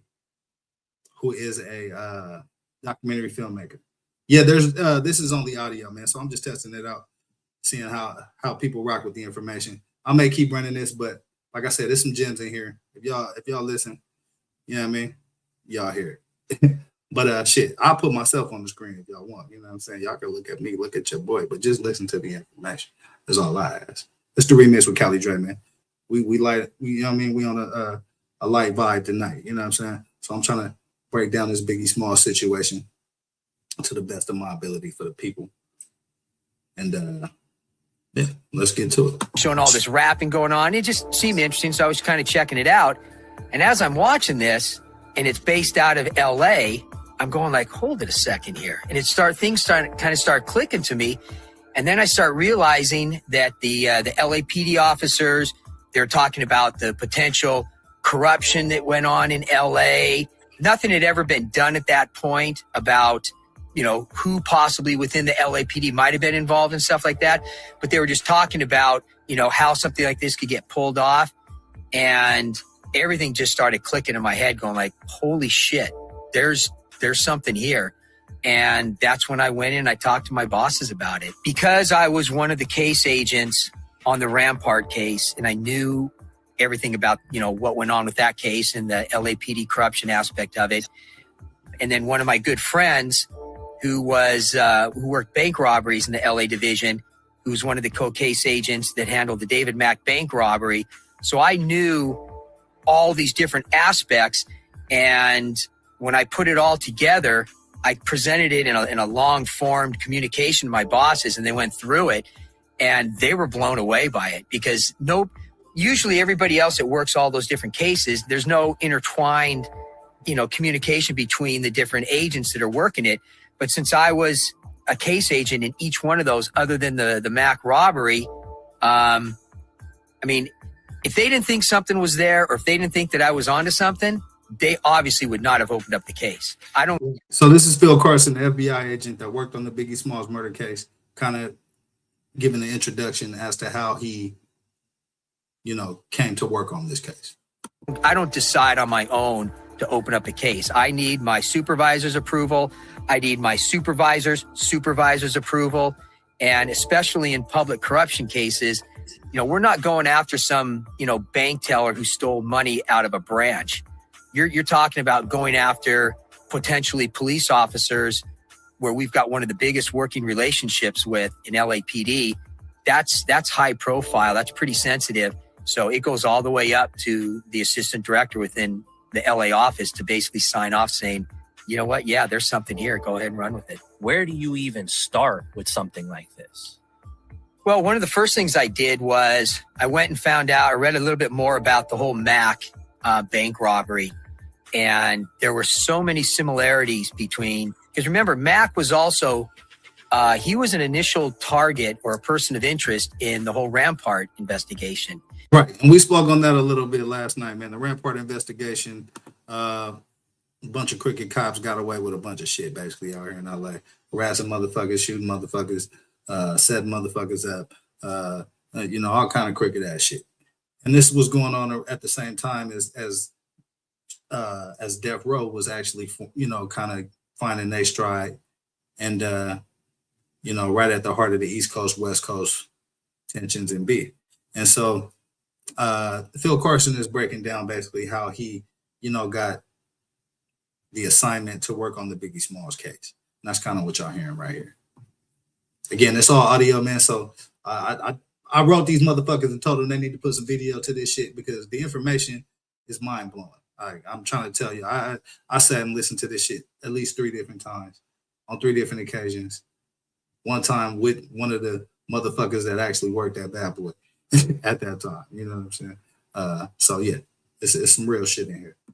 And then I was able to kind of find out that, you know, they were 2 of the 50 or 60 names that Rafael Perez had stated that were corrupt officers within the Rampart and the Southeast Division.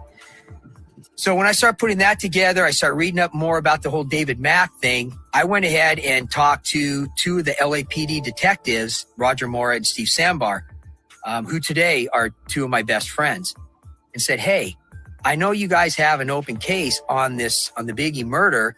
How can I get my hands on it? So they started kind of trying to figure out how we could do it, because there's no way LAPD homicide would let the feds take a look at that case. Because first of all, the FBI doesn't look at murder cases. I would be looking at it from a police corruption or a public corruption aspect of it. The fact that I'm asking the LAPD for their murder file when I'm looking at potentially LAPD officers being involved, no chance, zero chance. So believe it or not, Deputy Chief Jim McDonald, who was literally the #2 guy behind Bill Bratton, he actually came up with the ruse that since Bratton had just come on board, he wanted to get kind of updated on all the unsolved high-profile murder cases in the LA area. And that's how Jim McDonald got the entire case file from robbery homicide into his office. I want to be clear about something. The LAPD cover-up of the murder of Biggie spanned 2 police chiefs, Bernard Parks and former NYPD police chief William Bill Bratton. This is important to show who knew this information and when. Now, when I started this video, you heard David Mack and Rafael Perez dressed in all red, cutting a cake with a young woman in the middle of those two, which happened to be the police chief's daughter.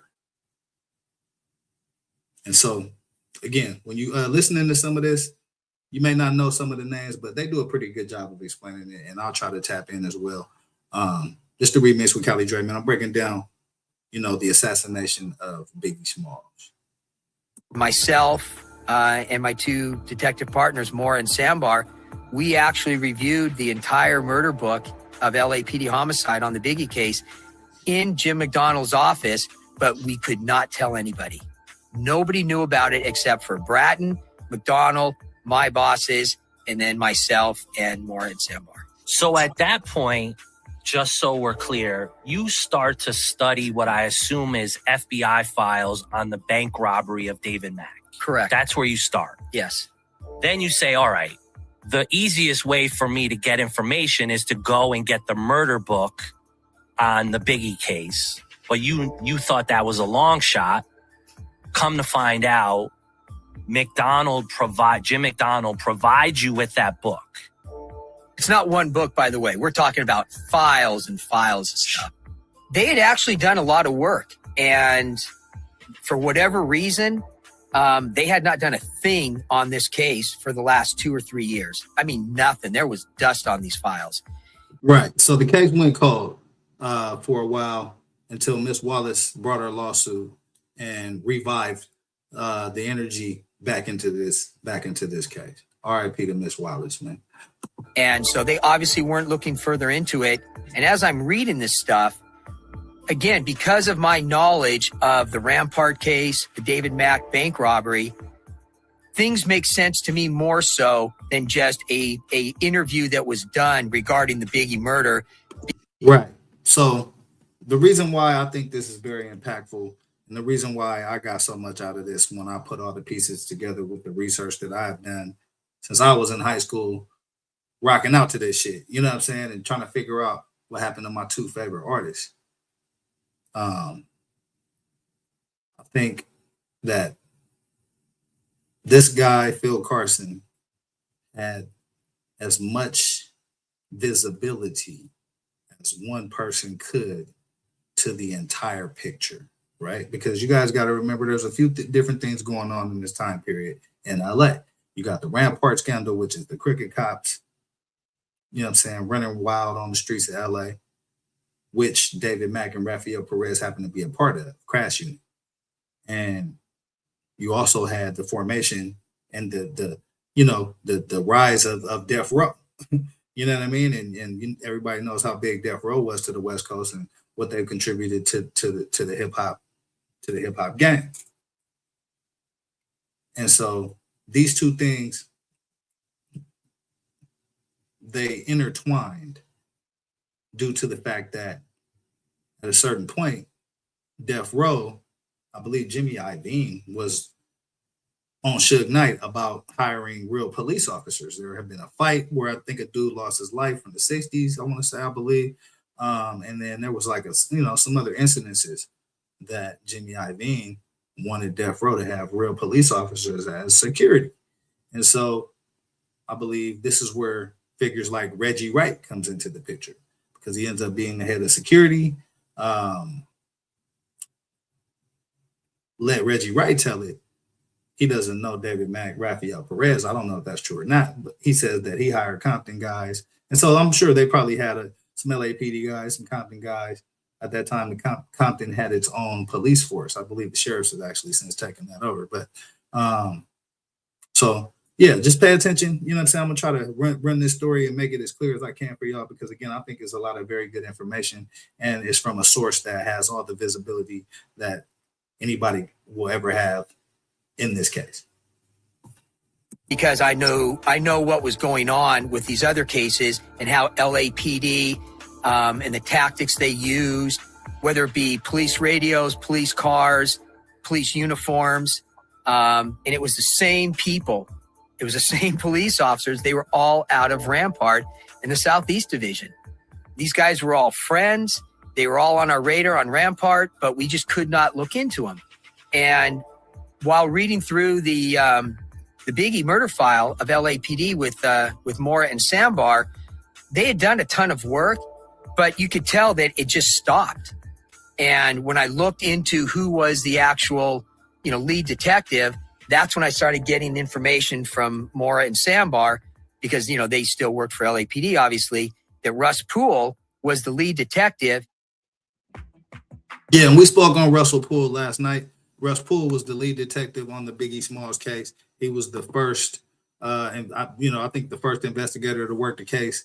I think it was, based on what I've been able to find, watching The City of Lies and a couple of other places, Russ Poole ends up getting pulled into the case. I think a guy by the name of Gaines, who was an LAPD Rampart cop as well, ends up shooting an off-duty officer. They I guess, get into some kind of road rage.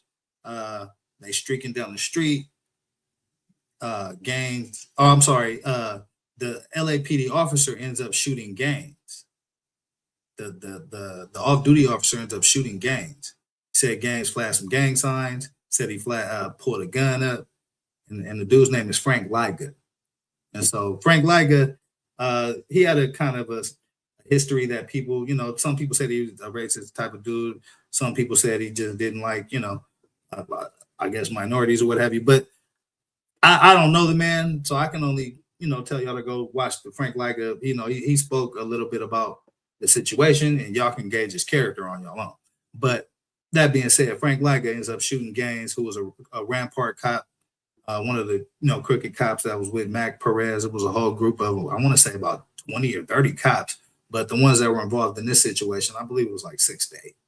And so Liga shoots Gaines, inserts investigator Russell Poole, who stumbles into, based on that investigation he was doing, it led him down the path to what was going on with the cops that Death Row had hired, Gaines being one of them, and the Rampart cops, some of them Rampart cops being one of them. Mac Perez, all that were hired by Death Row to do security, because Jimmy Iovine told him that he needed to get some real police officers on the payroll, right? So that's kind of how the story is set up. You know what I'm saying? And that's kind of what he's going through. He about to start going through right now.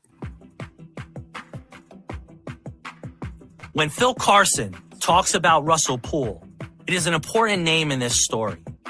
Probably the most important member of LAPD's robbery homicide. See, Russell Poole was the original detective on the Biggie murder case. He was the first guy to go down the rabbit hole of seeing the patterns that there were LAPD officers involved in the murder. When he wanted to investigate this, he not only was blackballed from the LAPD, his stellar career as a cop was ruined. Russell Poole never recovered from the injustice he saw. You know what? I lost something big. I lost a job that I love very much. And during the course of all these investigations and them trying to block the investigations for moving forward certainly caused a great deal of stress in my life. So Russ Poole was very adamant that he was getting blackballed, railroaded, run amok, led astray, bamboozled, all that shit. You know what I'm saying? Russ Poole, if you watch, which documentary is that? It's the Nick Broomfield documentary. Documentary filmmaker Nick Broomfield did a documentary. It was on one of the, I believe it was the very first one that came out regarding what happened to Biggie Smalls. And Russ Poole is actually on that documentary. And he is, you can kind of gauge, you know, his character and who he is as an investigator. But to me, he just seemed like a clean cut, straight shooting, you know, type of police officer that, you know, whatever he found, he was just going to, you know, bring it to the forefront. And so there's an important scene in that documentary where it was a drawing, a sketch that Russ Poole, I think he kept it and he showed it. And it had a toilet, and it had a long pipe. And in the middle of that long pipe, it said that your career is here. So like they were most definitely, you know, trying to silence Russ Poole. The LAPD was most definitely trying to silence Russ Poole, and they, you know, they ended up causing the man enough stress to where, you know, he ended up losing his life. But Russ Poole was, and again, around this time, nobody knows anything. Nobody knows who's doing any of this shit, right? And so Russ Poole was one of the first people to really shed light. And that Nick Broomfield documentary was one of the first things that really shed light on what happened to Tupac and Biggie Smalls, man. That includes my family. And I had to take in consideration my family because of it. They were living with me going through the stress of trying to solve this case. You know, Christopher Wallace is not here to testify, so it is my job to go out and find the witnesses and put the puzzle together for the family members of Christopher Wallace. And never in my career was I ever told to stop an investigation or stop from probing into a case. And you know, I had to find out for myself on why. And you have to really check out the information. So this is Russ Poole giving So I started like reading into it, and then I found out that he basically was told, "You're done. You're off the case," and they yanked it from him. I think what happened was, this is a FBI investigator, Phil Carson. He's basically explaining that Russell Poole was taken off of the Biggie Smalls case before there was any resolution to who actually assassinated Christopher Wallace. Russ Poole found out through the grapevine somehow that the FBI was now looking into this, and he actually reached out to me. And so I talked to him for a bit. I brought Russ Poole into the FBI office, got another agent. We sat down, started talking to him, and Russ was very, very passionate about this case. It's almost like somebody stole his kid from him. And you have to put up that Chinese wall. I wanted to hear what Russ had to say. I wanted to know what kind of leads he wanted to do that wasn't able to. But at the same time, I knew that he was so passionate about this. I didn't want it to come across as I'm now being an extension of where he left off. So I looked into, you know, what he had done there, and he told me that he had his entire case file at his house. So I went to my bosses and I wrote up a communication requesting, I think it was around $250 to be able to go with Russ and copy his entire case file down at Kinko's. And that's so I want to just insert this, right? Russ Poole, this case meant so much to him. He took the entire case file home with him after he got fired.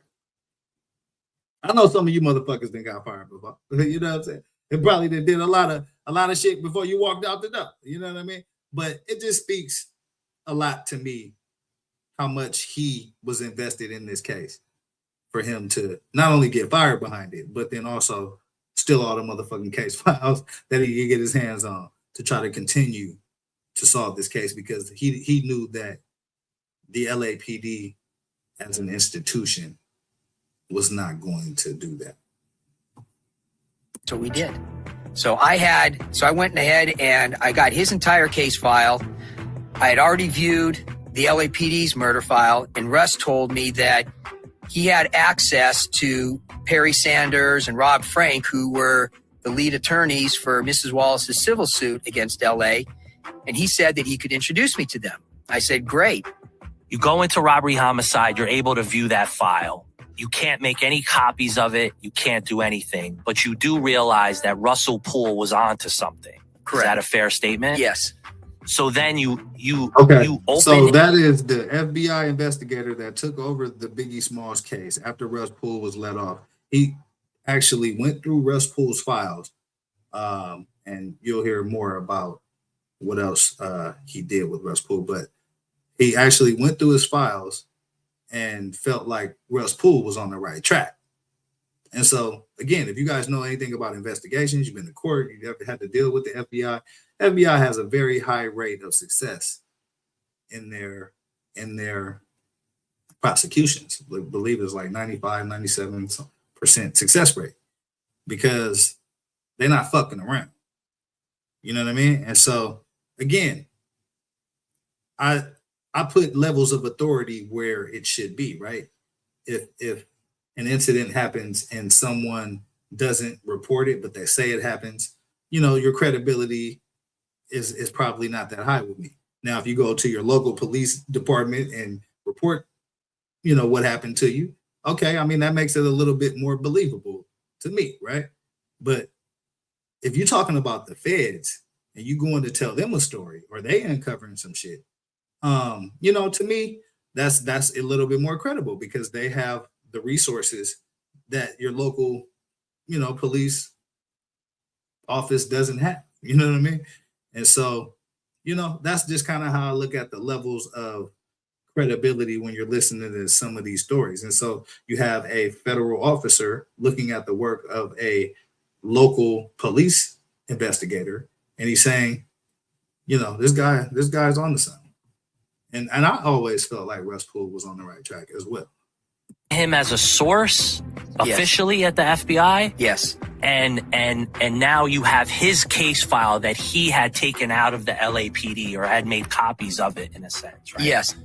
Gotcha. Yeah, and again, because of the high profile or the sensitivity of something like this, we didn't want LAPD to know what I was doing. Obviously, my bosses knew, Bill Bratt knew, Jim McDonnell knew, but we wanted to keep it kind of like away from everybody. Bratton and McDonnell were the LAPD police chiefs at that time. So there's two ways that the FBI opens up sources back then. One is a source that provides information and is willing to testify and is usually a source because they're trying to work off, you know, some issue that they had, whether they arrested, busted for drugs, want to get out of prison early, whatever the case may be. The other kind of source is somebody that's just giving you information but will not testify and their name is never to be known. That's what Russ was, because I didn't want any paperwork or any trail at all that could lead back to him, because I didn't want to cause him issues. But more importantly, I didn't want LAPD to think that, oh, I'm just kind of picking up where Russ left off. That was far from the truth. So I opened up Russ, got his file, and started reviewing it. And what you then realize, and I think this is an important part of the story, is you also realize at the same time that you're doing this, Perry Sanders and Rob Frank are suing the city of Los Angeles on behalf of Biggie's mom. Correct. So as an FBI agent, what was your strategy with them that you thought was important to your investigation? And you felt, obviously, I would assume, you're just on a hunt for information, right? Is that what you're thinking? Yeah. Before I start really looking into things, and I had a pretty good idea of what I was looking at, I want to look at the Mac file. I already knew about the Rampart and the Ruben Paul Merrill's file because I was the lead agent on those. I got Russ Poole's case file. I've reviewed LAPD's murder book, and now I'm having an opportunity to look at the entire civil suit that Perry Sanders and Rob Frank have got against the LAPD. So I arranged to meet with them. When you're Phil Carson, that's the FBI agent that worked the case. That was speaking right there. Phil Carson had the most visibility of anybody, I believe, in what happened to Christopher Wallace, Biggie Smalls, and probably some information as well on the Tupac case as well. And they speak on that in some of these episodes. But yeah, I'm gonna run a little bit more of this, man. Y'all let me know how y'all feeling about it. You know, this is the type of shit I'm into, man. Sometimes I'm gonna just zone out and break some of this shit down, because even hearing it the fourth time as I'm hearing some of this shit it's mind blowing to me, because some of these people are still in power out here in Los Angeles and in California. So don't get it fucked up. Like, some of these motherfuckers is still here. So, you know, yeah, I'm run a little bit more of this, man. Y'all let me know what y'all think. This is the remix with Cali Drake. I'm vibing out on this Tupac and Biggie shit tonight. Hip hop controversy and conversation, man. Let's go. You're an FBI agent and you're looking into something like this. Everything is on the table, right? There's no restrictions about, like, if there's a civil suit going on or there's legal proceedings going on. As the FBI, you're allowed to look into everything. Absolutely. There's no like, hey, Phil, you can't go talk to this person or you can't go talk to that person. As the feds, right? I think this is what the people think about the federal government, and I don't know if it's true or not. It's like everything is at your disposal at this point. Right. I mean, they can't tell us no. Like I said, I did about 8 or 9 months of kind of digging into things on the Biggie Smalls murder on my own. And that's when I realized, you know, holy shit, there's not only something here, but there's a lot here. And there's no way that I'm going to be able to do this on my own. And I just worked for the last several years with Mora and Sambar, the 2 LAPD detectives, who are by far the best detectives that anybody could ever ask to work with. And I finally went to them. I said, guys, this is what I'm looking at here. I want you guys to be part of this case. And it's an olive branch out to LAPD to be part of this case, you know? And it was approved. And they had to go directly to their boss to make sure that they were approved, excuse me, to not only work the Biggie case with me, but to get the approvals to travel to New Orleans on 2 different occasions. Their boss is Mike Burkow. So again, later on down the road, for Mike Burkow to say that he had no idea that the FBI was even investigating the Biggie murder and possible LAPD involvement is the biggest fucking joke I've ever heard. Roger Moore and Steve Sambar. They're actually friends of yours, working. Phil Carson don't hold back, man. And that's another reason why, you know, again, if y'all know anything about what goes on in this country, rarely do you get an FBI agent that's willing to tell a story about any fucking case. And so that's why I paid a lot of attention to this shit. I don't give a shit if it ain't no video to this shit. I don't need video. I'm an analytical motherfucker anyway. And so, but again, it's a lot of good information in this. So y'all got some spare time, y'all can go check this out. It's called The Dossier, the cover-up of the murder of Biggie Smalls, man. A lot of good information in here. I'm just breaking this down. I'm vibing on this Tupac and Biggie hip-hop controversy and conversation shit tonight. You know what I mean? I appreciate y'all for rocking with your boy. This is the remix with Cali Drake, man. I'm going to play a little bit more of this. And, you know what I mean? Y'all let me know what y'all think about it. Colleagues, and you say, hey, I'm going to offer them an olive branch. I'm bringing them into this because if we solve this together, hey, it's a notch on everyone's belt. And at that point, they had the okay from, quote unquote, the LAPD bosses. Correct. And understand, the Rampart case, I was paired up with an LAPD detective. They had 40 of their best detectives apply to be part of this federal task force that we called RAMFIT, which was short for Rampart Federal Investigative Team. Of those 40 detectives, it gets pared down to, I think, 5 or 6. So one FBI agent like myself was paired up with an LAPD detective. Talk about the best of the best. These guys were awesome. Fast forward then to the Ruben Palmeros case. Again, I'm working that case with 2 LAPD detectives, Mora and Sambar. When I look into the Biggie case and realize what's involved there and how these other cases that I've worked. So again, this is Phil Carson talking. He had the most visibility of anybody, in my opinion, on the Rampart case, on the Biggie Smalls case. Palmero case is another guy that was attached to the Rampart scandal. But he had fed, he had all the information, he had all the resources, man. Rarely do you get a fed to talk, and I found one, and that's what we're listening to. It's the remix with Cali Dre, man. Let's go. With LAPD, I reach out to Morin Sambar, said, guys, we just got done killing this Palmero's case, and it's still going on. Do you guys want to be part of this Biggie case? Because I can't do it on my own. And I knew what they brought to the table. These guys are phenomenal, man. Ruben Palomares is a name you will hear from Phil often. And his name is important for the following. Like David Mack and Rafael Perez, Ruben Palomares was a part of the Rampart division in the crash unit. Guess what? Palomares was moving large quantities of cocaine for the Sinaloa drug cartel. Yes, the same Sinaloa drug cartel led by the infamous El Chapo. Palomares was also robbing almost every high-profile gangster in South Central LA while he was an LAPD officer. In order for Mora and Sambar to start spending time working on the Biggie case with me, they had to go to their boss, which was Deputy Chief Mike Burko, to say, hey, Phil and the FBI want us to kind of be part of this investigation with them. Deputy Chief Burko gave them their blessing. And let's be clear about who Burkow is just now, is at that time, you have Chief of Police of the LAPD, which is Bill Bratton, and underneath him is Mike Burkow, who Bratton specifically brought in to the LAPD. He was I've heard, he was one of the only deputy chiefs to not come from within the ranks of the LAPD. It had never happened before. Yo, so as y'all can hear, man, this is the remix with Cali Dre. I'm working on this Tupac and Biggie hip-hop conversation and controversy, man.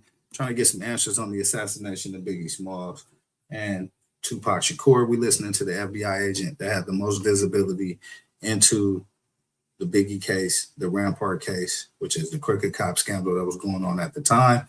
And some of those Rampart cops were hired by Death Row. And also Ruben Palmero's case, which y'all see, he was moving big dope out here for the Sinaloa motherfucking cartel.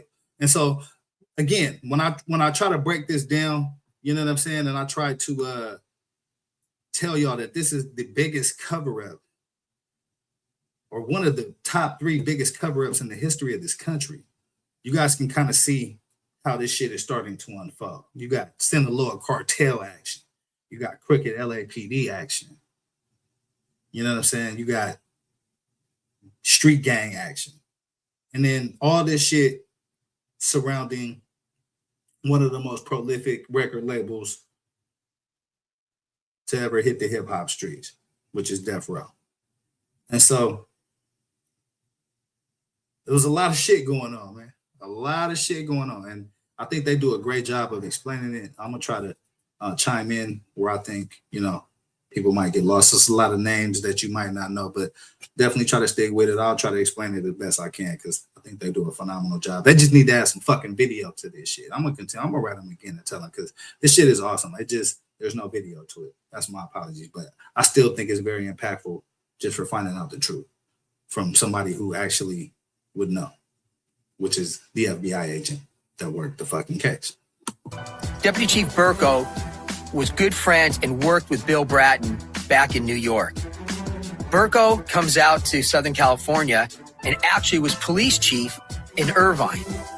When Bratton comes out and he went from the NYPD commissioner, when he comes out to LAPD to clean up the mess that LAPD was from the whole Rodney King incidents and stuff like that, he reaches out to his good friend, Mike Burko, who's police chief down the street in Irvine, to become basically his number 2 guy.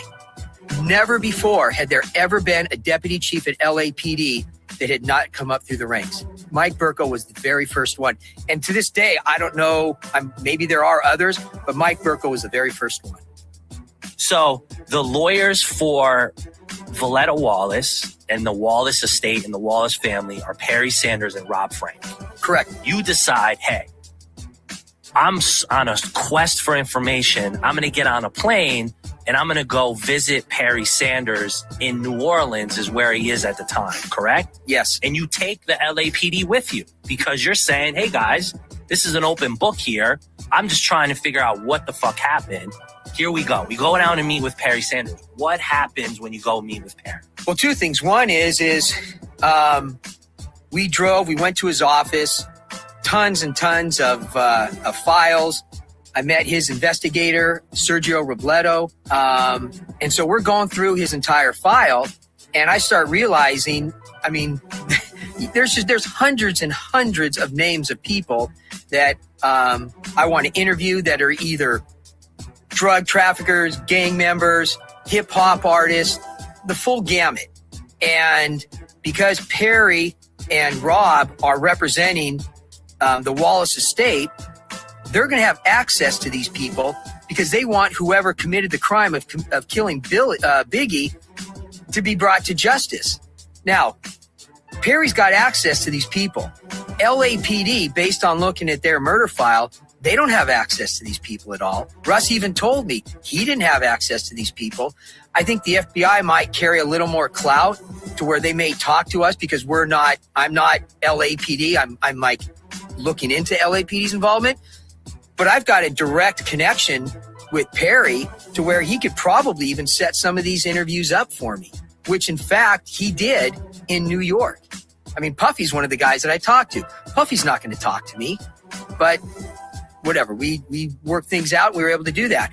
So I not only was able to look at his entire case file and look at all the different people that he had on his radar from trying to put a civil suit together, but now I'm getting a full picture. I've got everybody's case file. I've got knowledge of everything.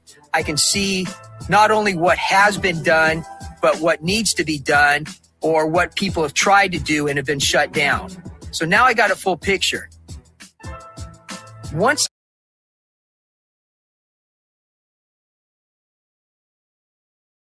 Look, look, I think that's very important for people to understand. This man had the most visibility into this case that anybody has had. And that's why I put a lot on his credibility. And I don't get that from Greg Cady. And so, again, I'm about factual shit. You know what I mean? And, just because some shit sound good don't mean that it is good. But, just because some shit may look like it's some bullshit, sometimes it ain't. And this actually blank screen looks like some bullshit. But if you really listen to it and break it down, this is the guy that got the fucking answers that can answer some of these questions about what happened to Tupac and what happened to Biggie Small. Get the lights up. I get that full picture, I come back to LA with Detectives Moore and Sambar. And of course, one of the first things that I have to do with these two guys is I not only brief my bosses, but I go brief Deputy Chief Burko about how the trip went, what we found out, how we want to move forward. That's when things kind of changed a little bit. Now you, in your head, take me through emotionally in your experience. You've worked a ton of cases at this point in your career. And you got Russell Poole's book. You got, let's call it Perry Sanders information. You had looked at the LAPD file. As a career FBI agent, where are you thinking in your head in terms of your case? Is this a home run? Is this a slam dunk? Or you're like, hey, I need to go talk to all of these people now? The Biggie case, because of the hip hop aspect of it, Death Row Records, Suge Knight, East Coast, West Coast, Puffy Combs. I mean, just the full 9 yards of everything. This actually became bigger, just from a real sex appeal standpoint from the public too. And so that's when I told Moore and Sambar, I said, guys, this is going to be huge, but it's so voluminous that I need you guys to get on this case full time with me. Did you have a working theory in your head? I had a pretty good idea of all the different angles. But again, I wasn't going to take anything for face value. I don't want to have to recreate everything that's been done, but there's certain things that are too important to just accept because somebody else talked to that person or somebody else did that part of the investigation. I was going to do it myself, so I knew firsthand. More importantly, we started eliminating these crazy theories that were out there of who might have been involved in committing this murder or who conspired with who. And that got Burko's attention because he started thinking, holy shit, maybe these guys are onto something. Now you're briefing LAPD, and for all intents and purposes, they're on board with you. You take a trip to New York and you go speak to Puffy. You go speak to Eugene Deal, who was Puffy's security that night. Who else do you speak to in New York when you go to New York? Oh, yeah, we spoke to Big Gene a couple times. James Lloyd, Little C's, who was Biggie's best friend.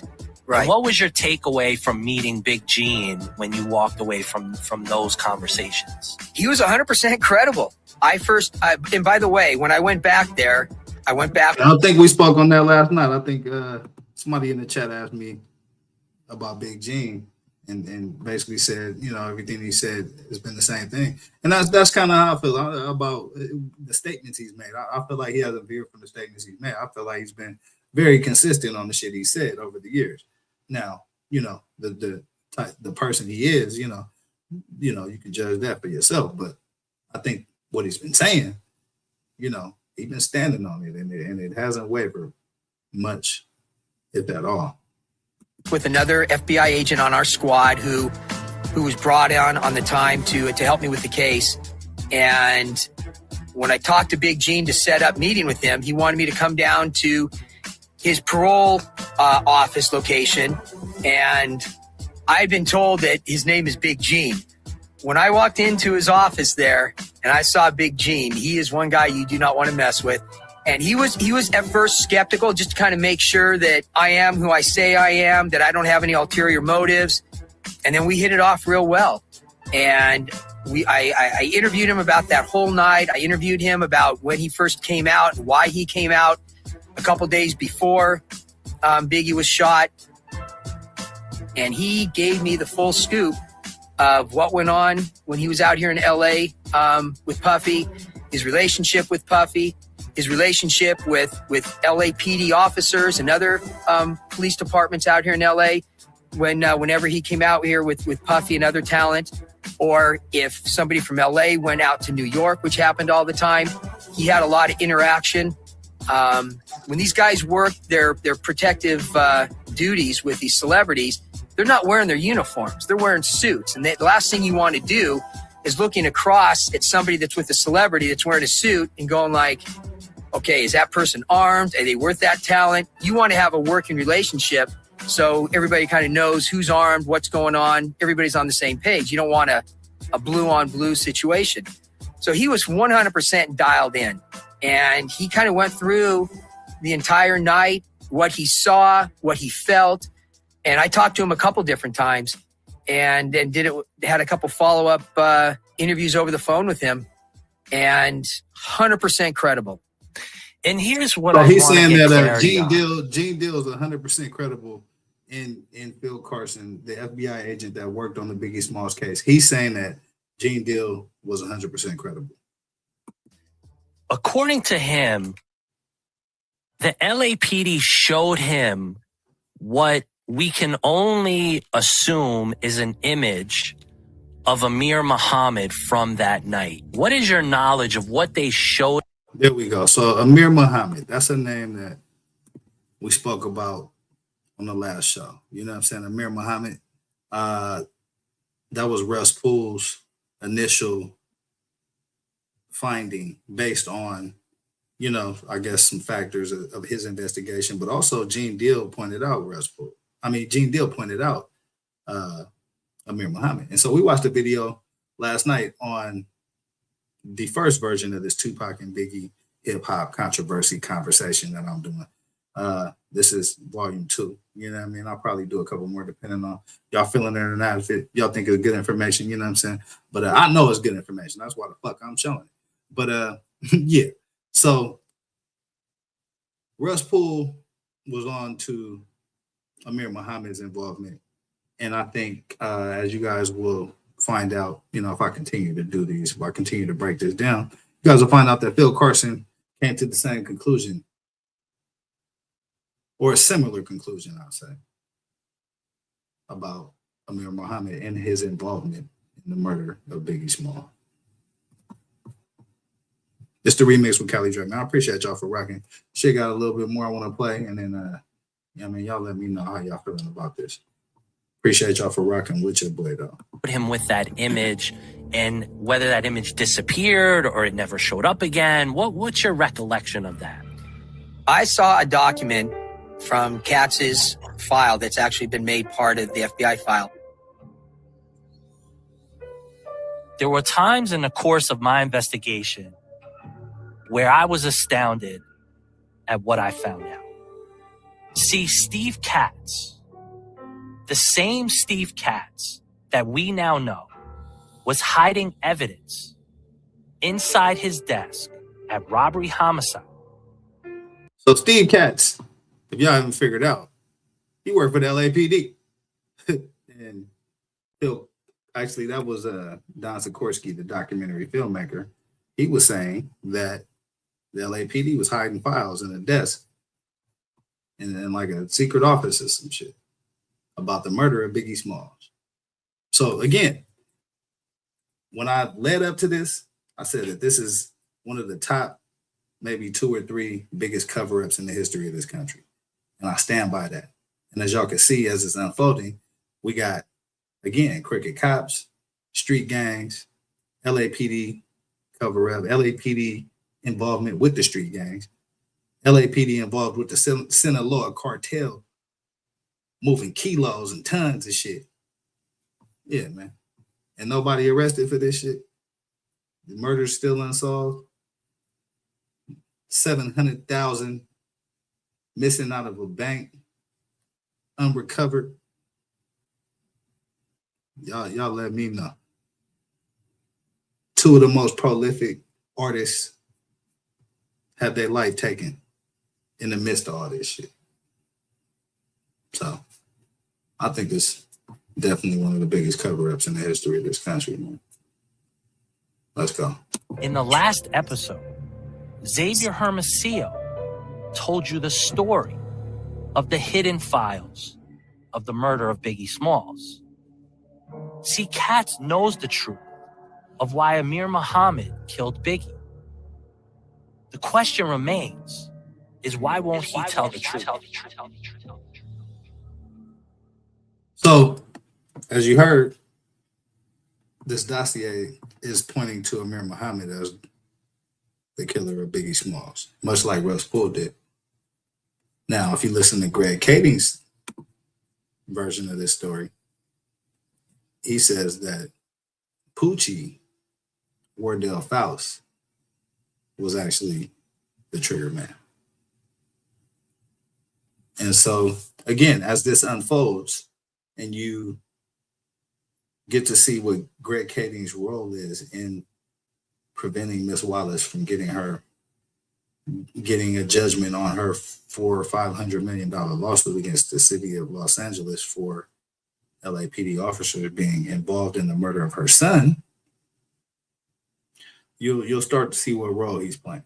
And again, any cop, former cop, that WAC 100 got you on speed dial and he can get you to pull up whenever and wherever. That just, credibility is a big thing with me, man. You know what I'm saying? Credibility is a very big thing with me. I need to know that your character's solid. I need to know that you solid. And you know what I mean? If it ain't that, I'm probably not fucking with you. That's just the type of motherfucker I am, because I got too much to lose to be on some bullshit. You know what I mean? As far as just who I am, my person, my character, my reputation, you know what I'm saying? The shit I stand on. And so for me, credibility, you know what I'm saying, is a big thing. And you'll hear me talk about that a lot as I break this down and, continue to do these series if I do. You know what I mean? If y'all feeling it, I'm gonna do more of it. But yeah, so credibility, man, big thing with me. And that's, that's what I'll be looking for in everybody when I interact with them. You know what I'm saying? Because again, if you don't have solid credibility, it's not much I can do with you on any kind of level. You know what I mean? I can't listen to you. I can't rock with you. I can't make no money with you. at that point you become obsolete. You know what I mean? But this the remix with Cali Dre, man. We on this Tupac and Biggie hip hop controversy and conversation, man. Just breaking this down, getting some answers to some questions that the feds is gonna give us as we unfold this documentary, man. Detective Steve Katz, he was the lead investigator on the Biggie murder. He went back to New York with 3 other LAPD detectives to do their investigation. And one of the persons that they went and talked to was Big Gene. During that interview of him, first of all, they showed him different 6-packs, and he picked out and circled Amir Muhammad in a 6-pack and said, that's the guy. And he told me he knew for a fact that was the guy that he confronted outside the Peterson when the award show was over, who was standing right outside of Puffy's car. Because Big Gene went up to him. Big Gene kind of showed him, brandished his gun, showed him he had his gun. And then that guy went to another car that was around the corner. So Big Gene said, he goes, I will have that image etched in my mind forever. I know that face. This is the guy. He circled it. He signed it. I saw that in Katz's murder file. Big Gene, after they showed him the 6-pack, then they went ahead and they showed him a photo. And the photo was of Big Gene and this person who Big Gene believed was Amir Muhammad standing next to Puffy's car. The interesting thing is you could see Big Gene's face as clear as day. The other face who Big Gene assumed was Amir Muhammad, it was fuzzed out. And Big Gene, I'll never forget this. He looks at me and goes, hey, you're the feds. You guys have access to be able to take this photo, try to unscramble how fuzzy or blurred up it is. He goes, that's your shooter. I guarantee you. And he goes, I know you guys have the technology to do that. And I'm like, I got to get my hands on this photo, man. So there's a photo of Big Gene standing next to the shooter of Biggie Smalls that Big Gene was shown, where you can see Big Gene's face clear as day, but the shooter's face is blurred out. Take a second to think about that and why that would be the case. So I actually did see that photo originally in the murder book. And when I went back, because I couldn't take copies or anything like that, I actually wrote up a memo signed by my bosses, sent over to Detective Katz saying, we want to not only look at all the photos that you have in your murder book, but specifically the photo that you showed Big Gene, that showed Big Gene standing next to this other person who we believe was Amir Muhammad, which was next to Puffy's car. When you say the face was blurred out, do you make the assumption that that image was altered by the LAPD, or it was just a surveillance video footage that was downgraded? No, it was altered. And Big Gene made it very clear. He said, look, he goes, I don't know why that face was altered and fuzzed out, but Big Gene's face was as clear as day. Big Gene's face was clear as day. And Amir Muhammad, who Big Gene was sure is Amir Muhammad, but his face was fuzzed out by the LAPD. Now ask yourself, why would that be?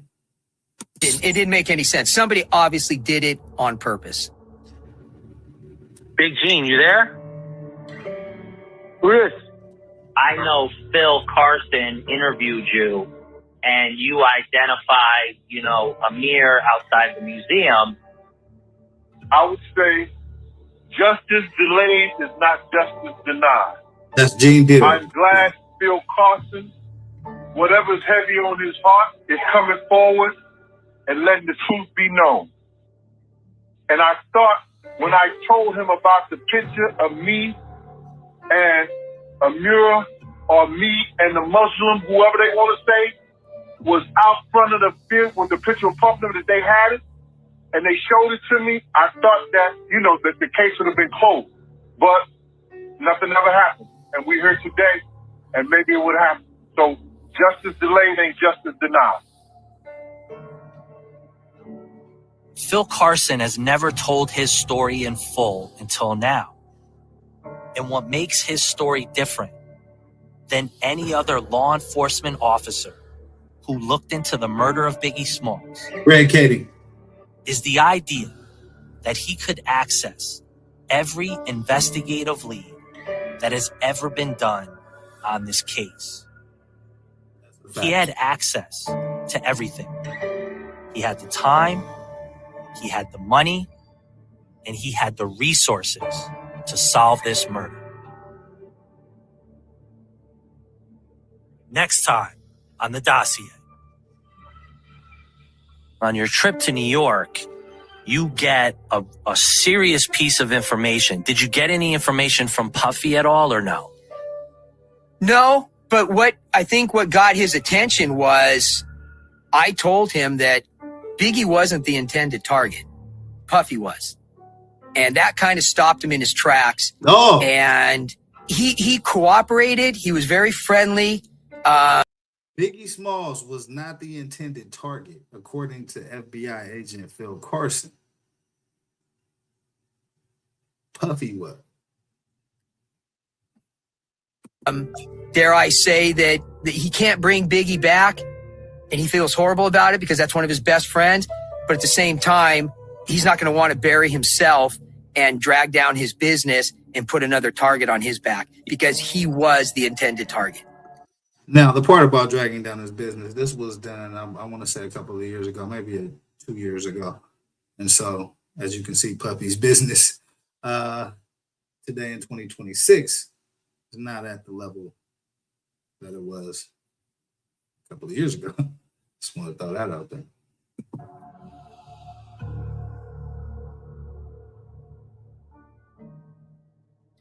So, that's the first episode we're going to break down, man. Y'all let me know how y'all feel about that, man. This is the Tupac and Biggie hip-hop controversy conversation. You know what I'm saying? Breaking down the dossier, the cover-up of the murder of Biggie Smalls. Y'all let me know how y'all feel about that, man. I know the lack of video definitely, you know what I mean, makes it a little bit, you know, tougher to follow. But like I said, I'll try to narrate this shit as best way I can. I know it's a lot of names that people, if you haven't been following this situation, like, you know, us on the West Coast have, you may not know some of these names, but yeah, you know what I mean? I think they do a great job of narrating this. You guys want to go watch it on your own, you know what I mean? And go find out more information, you know what I mean? Please feel free to. But, you know, I don't know if I'm going to continue to break it down. Y'all let me know in the comments if it's something y'all feeling, you know what I mean? But yeah, to me, it's a lot of great information in this from the one person who had access to all the information, had the resources to investigate, and had the motivation and the team to do so. And so we're going to leave it right there, man. Appreciate y'all for rocking with your boy, man. Subscribe to the channels, man. I'm on YouTube, Twitch, Instagram, TikTok, you know what I mean? We covered, what else did we cover tonight? Oh, TikTok MAGA mind grows. Yeah.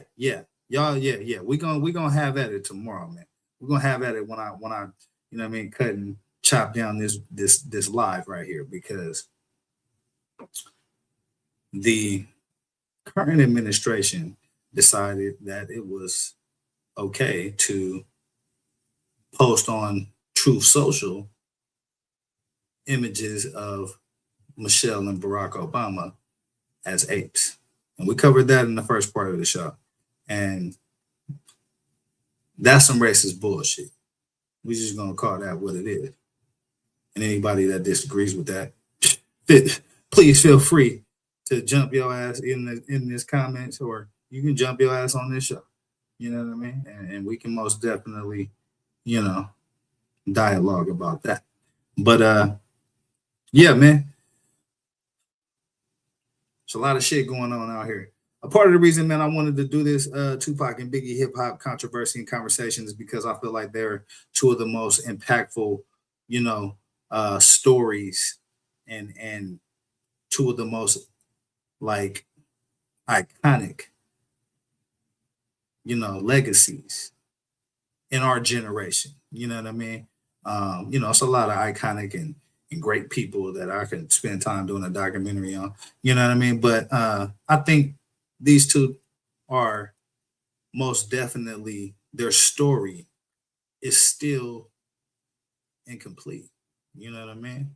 It's still very much incomplete. You see Keefe D is in jail, you know, facing what he facing, based off what he has admitted in his role in the Tupac murder and the Biggie Smalls murder.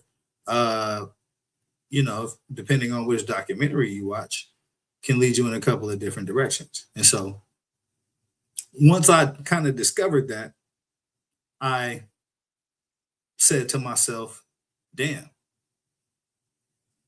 maybe Poochie did do it. Like maybe the Greg Kading narrative is true. But I started to hear things about Greg Kading, like, you know, his cases was getting thrown out. And then, you know, I sat back and I peeped game on the internet streets. You know what I mean? I had my ear tapped to them internet streets. You know what I mean? And I just started to notice his relationship with WAC 100. And it actually didn't even have anything really to do with the Biggie case. Their relationship stretches back to, I believe, the Main Street case that WAC 100 was involved in. Or maybe it was the Death Row, you know, because Death Row was being investigated as well. So it may have been around the Death Row time or the Main Streets. But Greg Kading and WAC 100 have had, you know, exposure to each other in what I would call a relationship at this point for a number of years.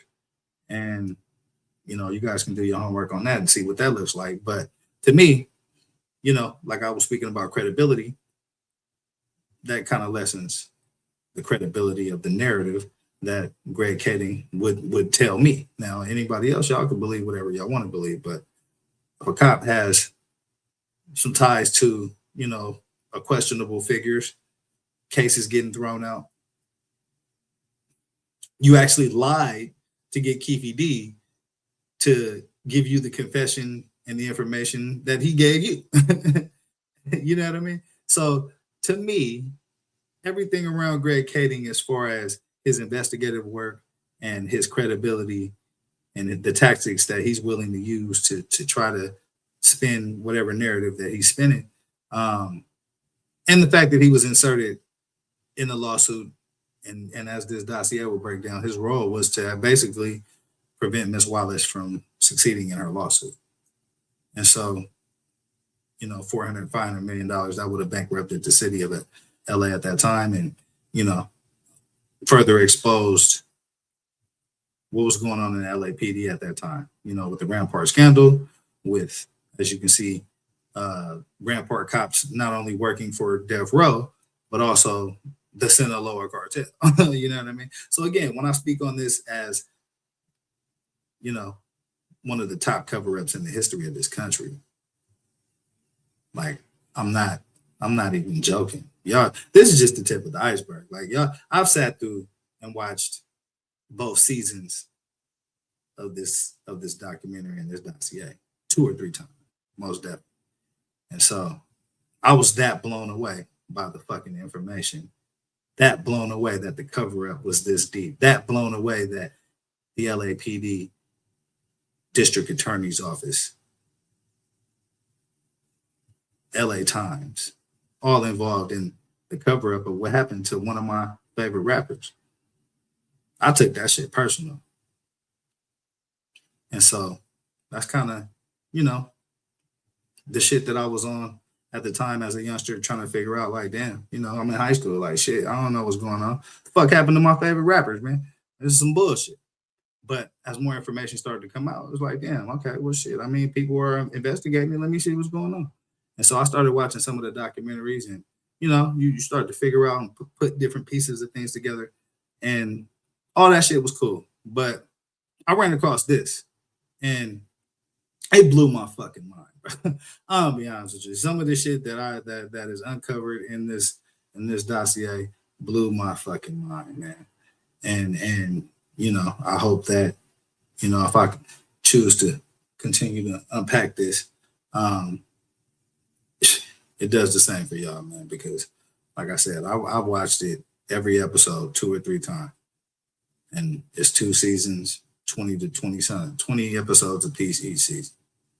You know what I mean? That's how deep I am in this shit. That's how analytical my mind is to when I'm you're motivated to try to figure out what the truth is about a situation. You know what I mean?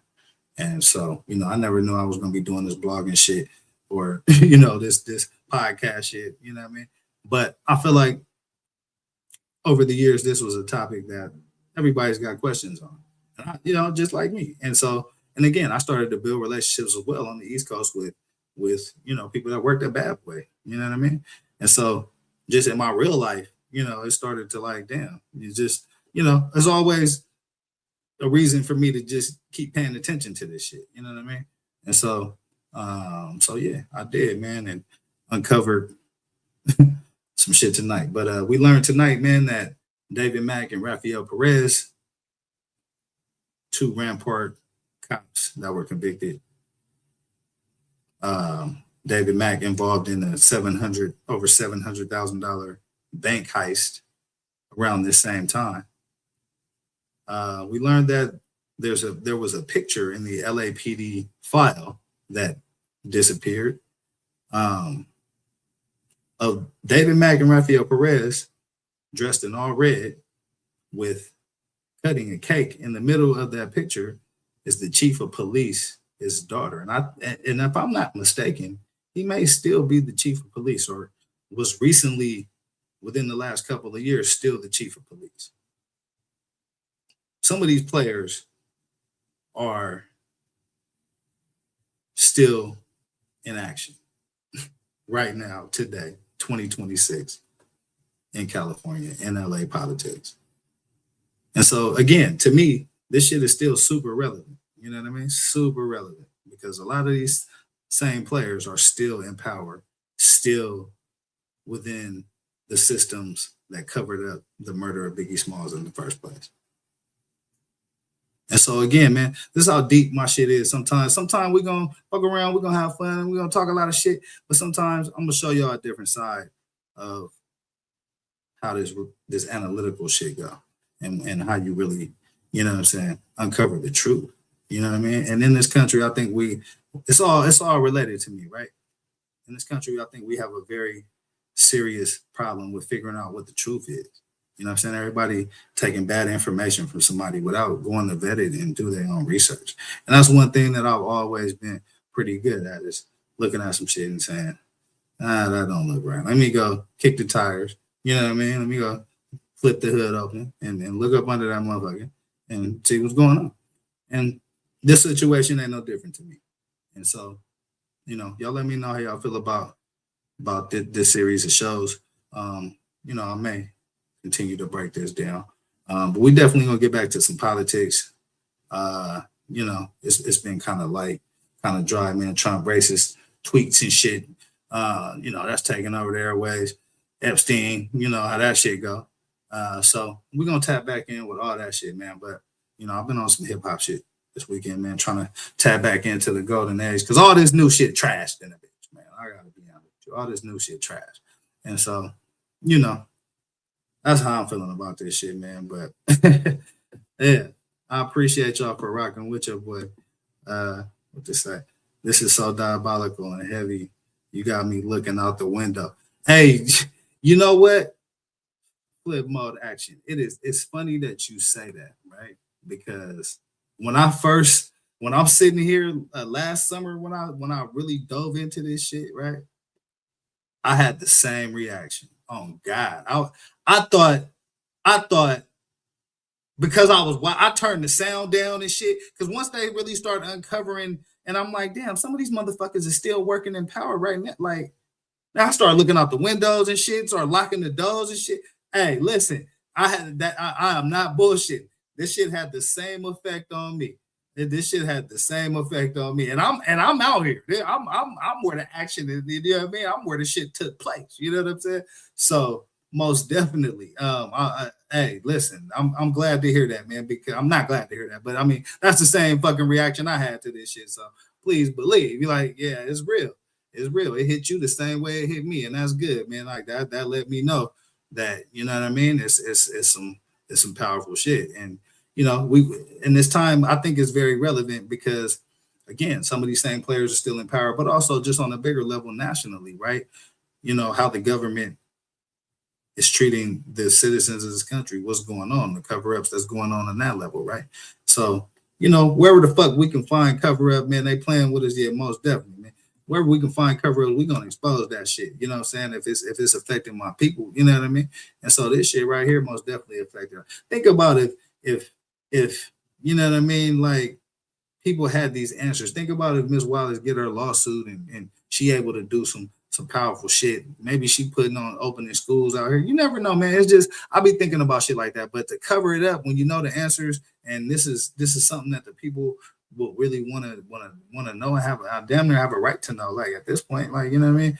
And so that's how I feel about it, and that's why I started digging into this shit. And I just kept finding shit. Like I found that Amir Muhammad video that I showed y'all. You know what I mean? Most definitely, yeah. Throw that up there. Most definitely, yeah. Most definitely. You read that. Know that we about that. But yeah, I started just uncovering shit. Shit just, you know what I mean? I'll watch one video and then another like video would pop up, you know what I mean? And then the Amir Muhammad video popped up, and then this dossier shit popped up. So it was just like the algorithm pushed me to this shit. But I blame the fucking algorithm for this shit, bro. The fucking algorithm pushed me to this shit. You know what I mean? But like I said, man, I think it's good information. Especially if you're interested in this topic, you know, interested in finding out the truth about, you know, what happened to two of our favorite legendary hip hop pioneers and artists. And so, yeah, man, you know, that's what I'm on tonight. But I appreciate y'all for rocking with me, man. It's the remix with Cali Dre, man. Subscribe to the channels. I'm on YouTube, Twitch, Instagram, TikTok, you know what I mean? Shit, wherever you want me to be, should I be over there? You know what I mean? You know, TikTok, where else I say? OnlyFans. You want me to be on OnlyFans? I'll jump over there on motherfucking OnlyFans. It don't even matter. You know what I mean? Shit. Pornhub. Well, you want me to hub? I'll do this show on the fucking hub if I got to. You know what I mean? I'm doing this shit for you. You know what I'm saying? But this is the remix with Cali Dre, man. I appreciate y'all for rocking with me. I'm finna get the hell out of here, man. You know what I mean? Pass the fuck out. You know what I mean? Smoke some of that CBD. You know what I mean? I guess that's what we call it on the internet, that CBD. You know what I mean? Get some of that CBD going in my lifestyle. And I'm finna crash the fuck out, man. But yeah, I appreciate y'all for rocking with your boy, man. Subscribe to the channels. Make sure y'all stay tapped in with me. And I'm gonna stay tapped in with y'all.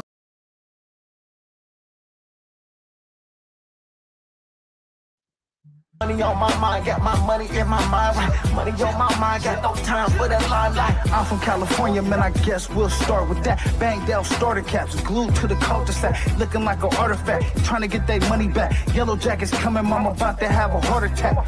Southeast San Diego, we was at the heart of that. You moved about the hood, my nigga, you ain't want no part of that. Move to work and let the money drip the laundry mat.